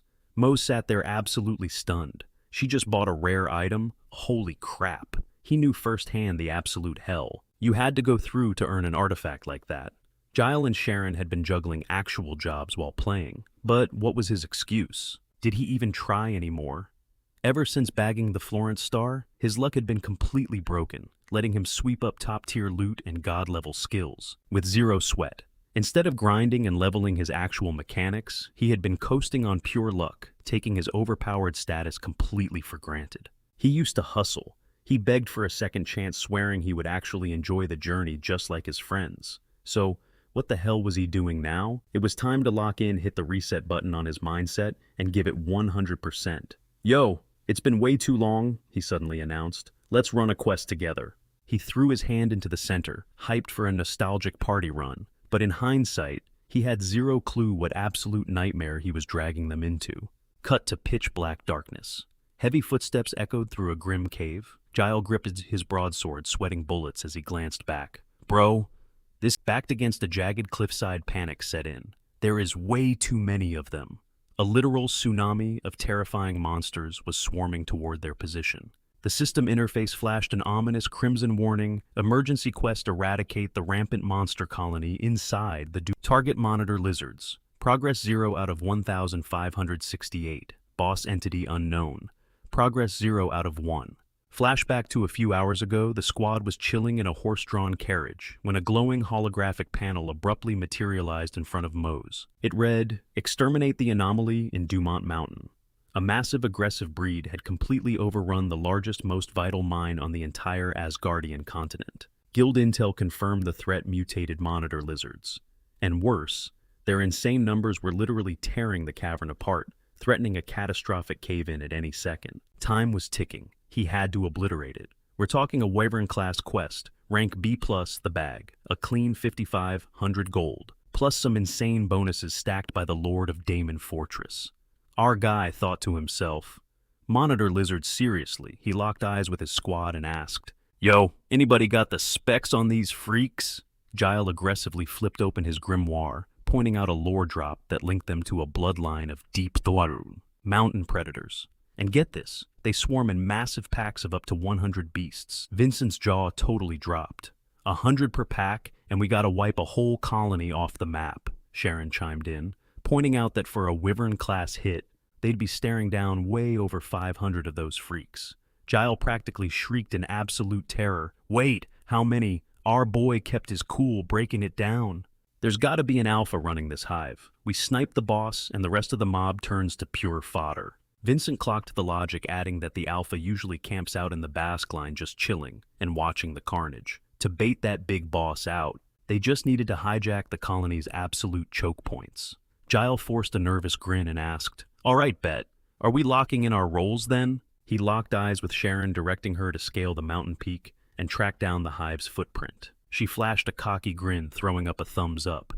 "Say less, I got this." Giles hyped himself up, stating that since he was packing pure magic, he'd be dishing out heavy combat support. Moses, Vincent aggressively thumped his chest, declaring he'd be throwing up the ultimate shield wall to tank for. Moses blinked, totally caught off guard. "Wait, me?" Sharon shot him a serious look and hit him with the truth. "He is the absolute hard carry of their squad." Giles chimed in, admitting he knew they were dumping a crazy amount of pressure on him. He totally apologized, but Loki, with this strat, it gave them the absolute best odds of clutching the win. "We're heavily relying on you, Moses." Our boy just smirked and said, "Bet, I'm in." A beat later, the crew was creeping down a jagged stone stairwell. Sharon, gripping a radiant orb, took the absolute front line. She hollered back, warning the squad to watch their footing in the dark. Moses asked how much deeper this hellhole went. Suddenly she threw her hand up. "Hold up!" Creepy scratching noises echoed from the abyss below. Vincent instantly slammed his massive shield down, guessing they'd finally reached the drop zone. Giles squinted. "Yo, wait a sec. Does the path just end right here?" The squad stepped out into a massive cavern. Vincent peered over the edge. "Yo, it's a straight-up cliff edge." Giles panicked, screaming for him to watch his step. "Do not fall." But in a split second, a sinister crimson glow flared up right beside Giles' head. The squad practically screamed his name. Out of absolute nowhere, a massive monitor lizard lunged right at his blind spot. Sharon shrieked, "Dodge it!" Moses instantly blitzed right into the beast's face perfectly, parrying the lethal strike with his blade. Giles collapsed into the dirt, absolutely petrified, screaming, "Moses!" Our MC flawlessly pressed cold steel straight against the monster's throat. Right then, Vincent crouched down over Giles, checking if the mage was still breathing. Giles gasped, stuttering out that he was alive. Suddenly, an entire ocean of glowing red eyes ignited in the pitch-black shadows. Moses gritted his teeth. "There's way too many of them." Giles checked his system HUD and completely lost his mind. "Bro, what 15 of them? What the hell is he doing?" Sharon instantly sprinted to the flank, dropping into a lethal combat stance, and commanded everyone to stick to the damn game plan. Giles nervously gulped. But his blood instantly ran cold, as a squad of razor-toothed lizards started creeping right toward him. But right on cue, Vincent bulldozed into the fray, planting himself like a brick wall. He aggressively shoved the freaks back with his colossal shield. Giles snapped out of it. Raw aura exploded straight from his gear, blasting the horde even further away. Vincent groaned. "What even are these things?" He clamped his jaw super tight, adding that they were completely swarmed. Moses slid up right beside him, pointing out that their positioning was absolute trash. They couldn't hit their formation at all. Guile wildly screamed Sharon's name. She let a sharp arrow fly, but those scaly freaks were closing the gap at terrifying speeds. One of the beasts literally clamped its nasty claws right onto her bow. Giles started spiraling. If she gets pinned down here, she is totally cooked. The guys furiously yelled for her to fall back to their spot. She shouted back, totally locked in. Our MC went completely feral, unleashing a crazy barrage of slashes on the front line. He screamed out that he'd totally tank the aggro. Using the distraction, Sharon literally parkoured across the monster's skulls to group back up.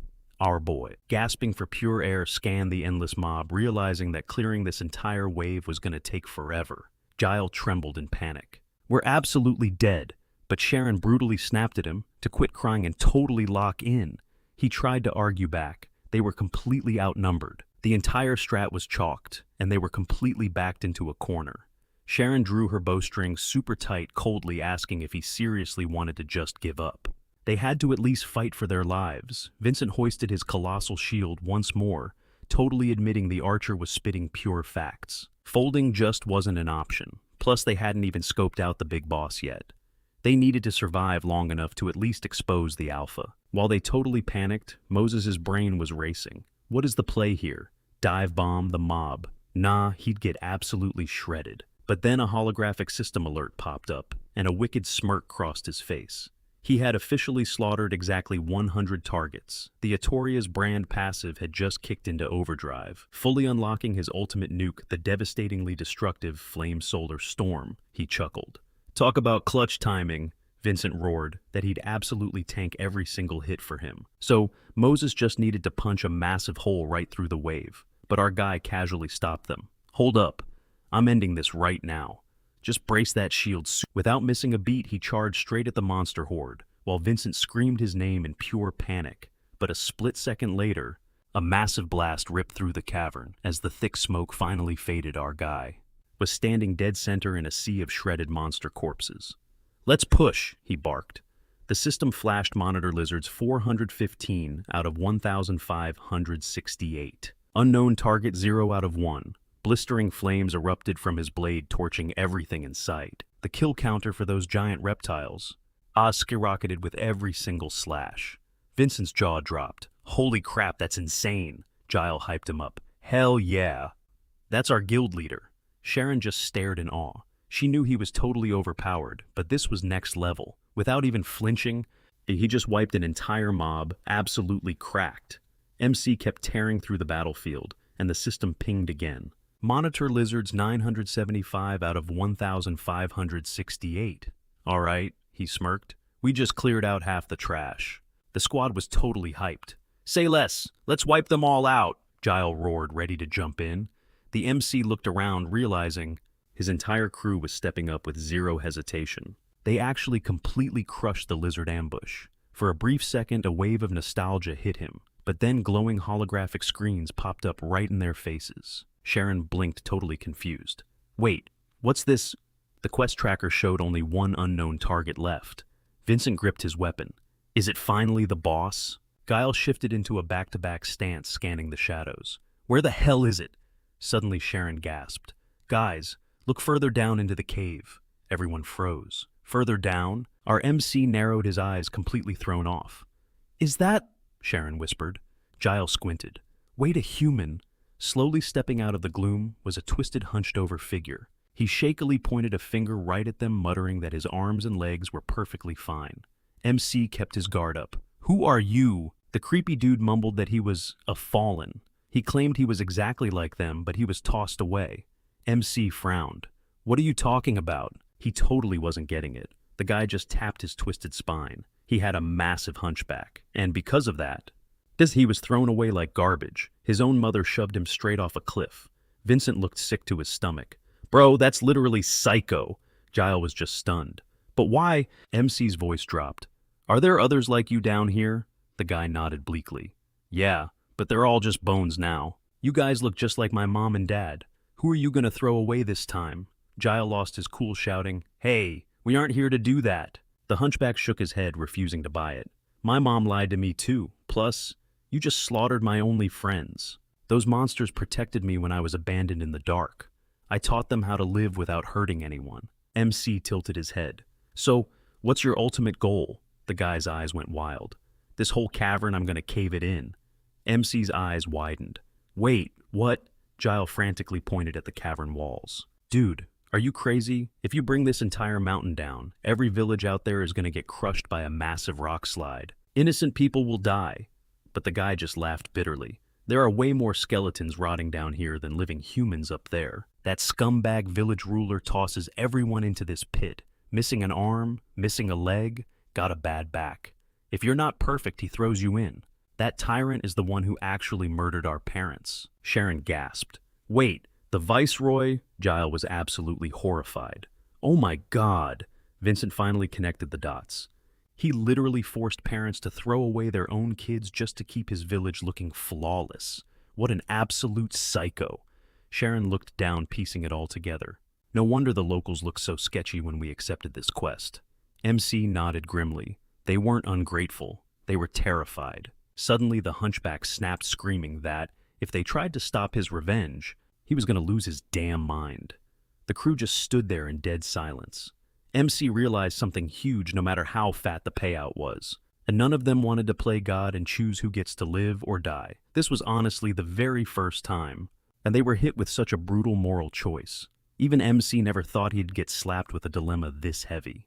On what was supposed to be a basic grinding quest. Vincent looked totally conflicted. I mean, he's threatening a whole town, but do we seriously have to end him? Sharon hugged her arms, whispering that the whole situation was just toxic. Giles looked desperately at MC. Is there any other way out of this? Taking a deep breath, he looked at his team to see where their heads were at. Vincent gestured toward the trembling guy. Come on, there's got to be a loophole here. Why don't we just try talking him down? MC stared at the broken kid for a second. Then he walked slowly toward him, crouching down to his eye level. Look, I am so sorry we killed your monster friends, he said softly. But they swung first, we didn't have a choice. Please just listen to me. You can't cave in this mountain. If you bring this place down, the whole village gets wiped, including your mom. The kid flinched, tears welling up. No, I don't want my mom to die. MC looked him dead in the eyes. Then let us handle that trash viceroy. We'll make sure nobody ever gets thrown into this dark pit again. The kid sniffled, looking up. The bad man, he really won't hurt anyone else. He choked out that he was so tired of watching people turn into skeletons. And he didn't want any more of his monster friends crying over graves. MC gave him a warm smile. If that's what you want, then you need to come with us. If you step out of this dark cave, you can actually help protect other abandoned kids just like you. The kid's eyes sparkled with a tiny bit of hope. Other kid, you got it, he promised. He swore to protect the innocent and make that tyrant king pay for his crimes. The kid slowly held out his pinky finger. Do you pinky swear? He whispered, desperate for hope. If you promise, we'll follow your every word. Wrapping his finger around the boys, he locked in the vow. I swear it, he declared. Sitting up, a spark ignited in his eyes. But right now, I've got a master plan. Fast forward a bit. Tucked away in the Leywood Information Guild near Mount Demant, our MC kicked back at a table. A glowing communication orb rested right in front. Long time no see, he greeted smoothly. How have you been holding up? Everything good on your end? He cut straight to the chase. I've got a massive favor to ask you. It's a special delivery, involving Knight Maxim. Hours later, Sire strutted into the cavern. Whoa, consider me shook. Not a single monitor lizard left breathing, he gasped. Vincent flashed a cocky smirk. Yeah, we put in the elbow grease. You guys are absolute legends, Sire praised. Here's 6,000 gold pieces clean and fair. He slammed heavy, overflowing chests of coins onto the dirt. Bowing his head in thanks, the client hopped it into his carriage and vanished down the dirt road. With their pockets heavy, the crew finally ditched the grimy cave. Vincent crossed his arms, his vibe shifting. All right, side quest complete. Next stop, Castle Demont. Let's move. Guile nervously shifted his gaze, praying Mose wasn't fumbling the bag. Flashback to 2 hours prior, Vincent had straight up announced he was bagging the quest reward. And violently dethroning the sicko king who chucked innocent kids off a literal cliff. Sharon didn't even blink. Say less. I'm 100% down. Guile looked at them like they were crazy. Vincent tapped his chin, his gears turning. There's gotta be a loophole to pull this off. That's when our MC dropped the mic. Oh, there absolutely is. He reminded the squad that the game's circuit blew up entirely because of its insane boundary and by freedom, he meant literal sandbox chaos.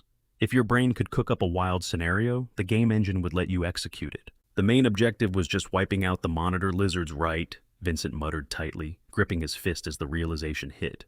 So, that is why you ordered the kid to bounce from the mine. The MC snapped his fingers. Bingo, you nailed it.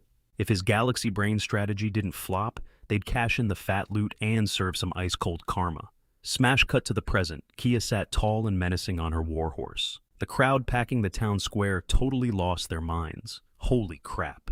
It was the elite night squad. Whispers erupted. Was the corrupt king actually about to face the music? Kia whipped out her gleaming broadsword, aiming the lethal tip straight ahead. Larry, Lord of Demant Castle, she roared.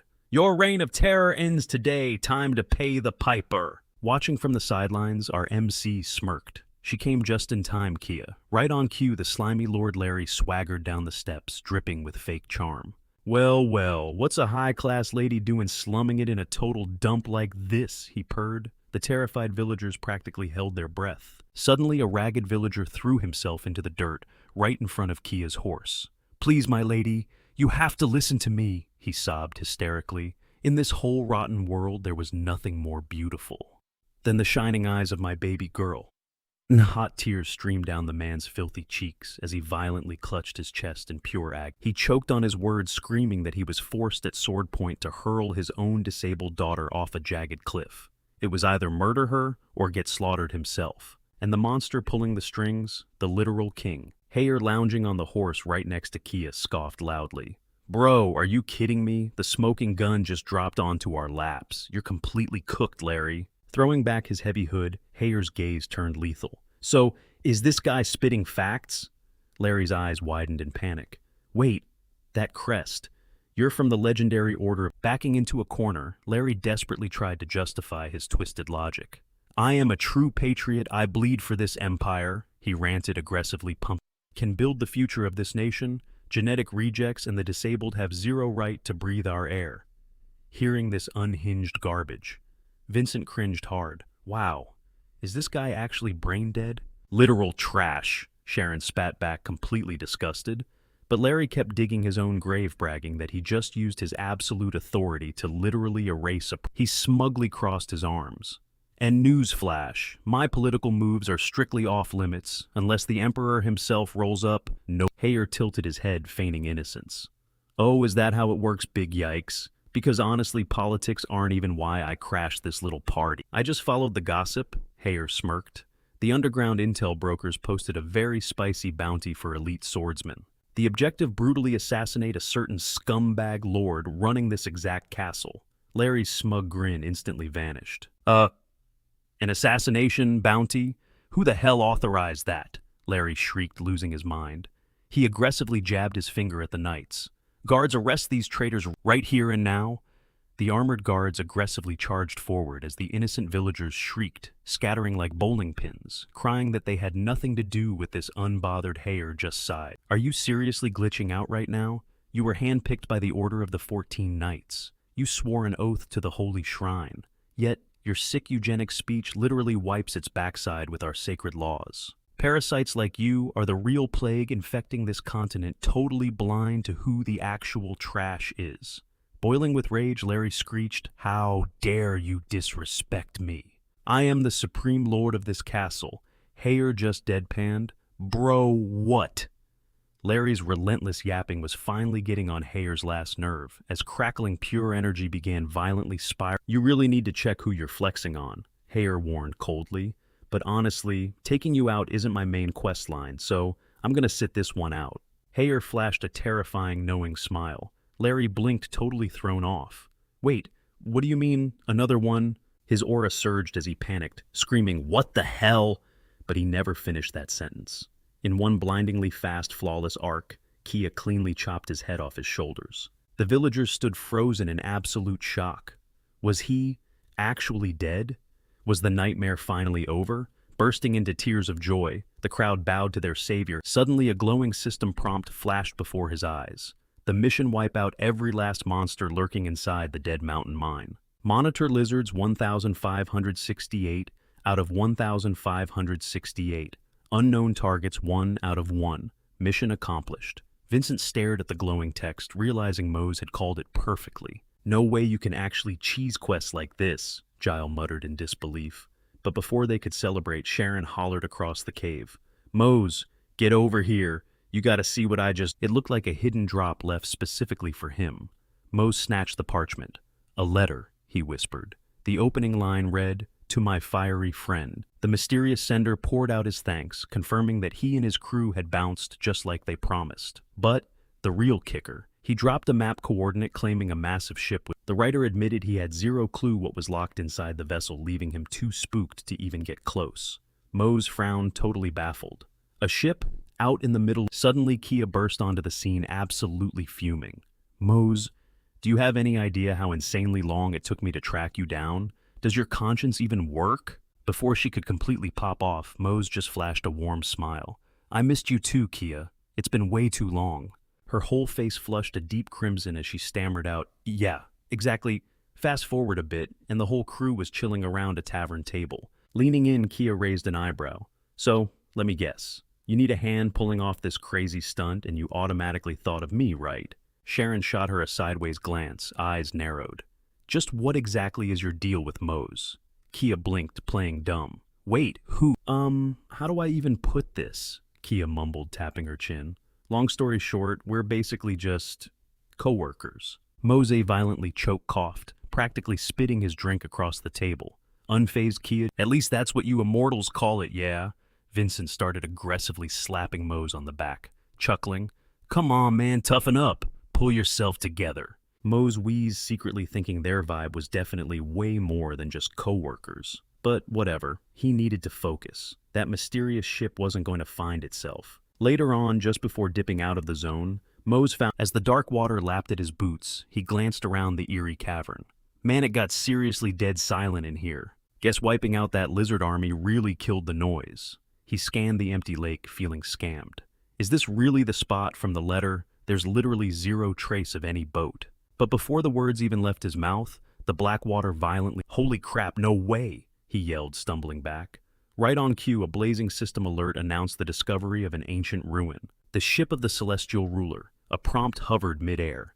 Do you wish to compress the ruins of the celestial ruler into a power core? Mose stared at the text like it was a joke. Shrink a legendary ghost ship into a pocket-sized core. Heck, yeah, he was doing that. In a blinding flash of light, the massive galleon condensed, collapsing in on itself until a glowing marble-sized sphere dropped right into his palm. A holographic stat sheet instantly unrolled. Heavenly Ruler, Class Transport, Grade Legendary Power. It packed a whopping 1,400,000 magic power, fueled by 2 square supergiant gravity crystals. Top speed, a blistering 861 kilometers per hour. The lore literally described it as the speed of a Guinness hunting its prey. Its maneuverability equivalent to 102 thunderclouds colliding with the goddess of the winds. And to top it off, it held a maximum passenger capacity of 850. Sometime later, a familiar face stepped out of the shadows. It was Hire, smirking, as he pointed out that they just... Mose blinked, totally caught off guard. Hire chuckled, admitting he was actually fascinated. He'd never crossed paths with an immortal this many times before. Recovering his cool, Mose fired back that he definitely didn't expect to see a night out here either. Hire just shrugged, noting that Demont Castle had clearly caught both their eyes. Testing the waters, Mose locked eyes with him. So, are you planning to pin the king's murder on Kia? Are you going to accuse her? Not a chance, the knight replied smoothly. According to the sacred code of the 14 knights, she's clear. Mose doubled down. Kia didn't break a single law. Hire crossed his arms, letting out a heavy sigh. The order operates strictly by the book, and technically you're dead right. But beneath this armor, I'm just a guy exactly like you. Mose's eyes widened in shock as the knight dropped his stern facade, admitting that they did the absolute right thing. I despise tyrants who torture their own people and rule through terror, Hire growled softly. So off the record, I want to personally thank you and that fierce little swordswoman.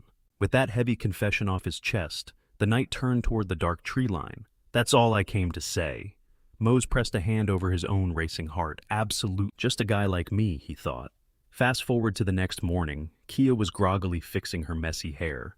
Clenching her stomach, she groaned, "Ugh, those last few pints last night were definitely a mistake." Mose strolled up behind her, cracking a massive grin. "Yeah, no kidding. You look wrecked." She shot him a glare before her expression softened. "Hey, at least there's a—" "I ended up making some pretty awesome new friends." Mose's smile turned genuine. "I'm honestly just glad you actually see us that way." Stopping in her tracks, she looked back at him. "You know, Mose, I really vibe with you immortals. You guys don't carry the toxic baggage of this world. You treat me like an actual person, and nobody gives a damn that I'm a half-elf." She took a step closer, her voice dropping softly. "So, I really like you." Hearing that, Mose felt his cheeks burn. He awkwardly scratched the back, but before things could get too deep, she instantly snapped back to reality, waving him off. "Anyway,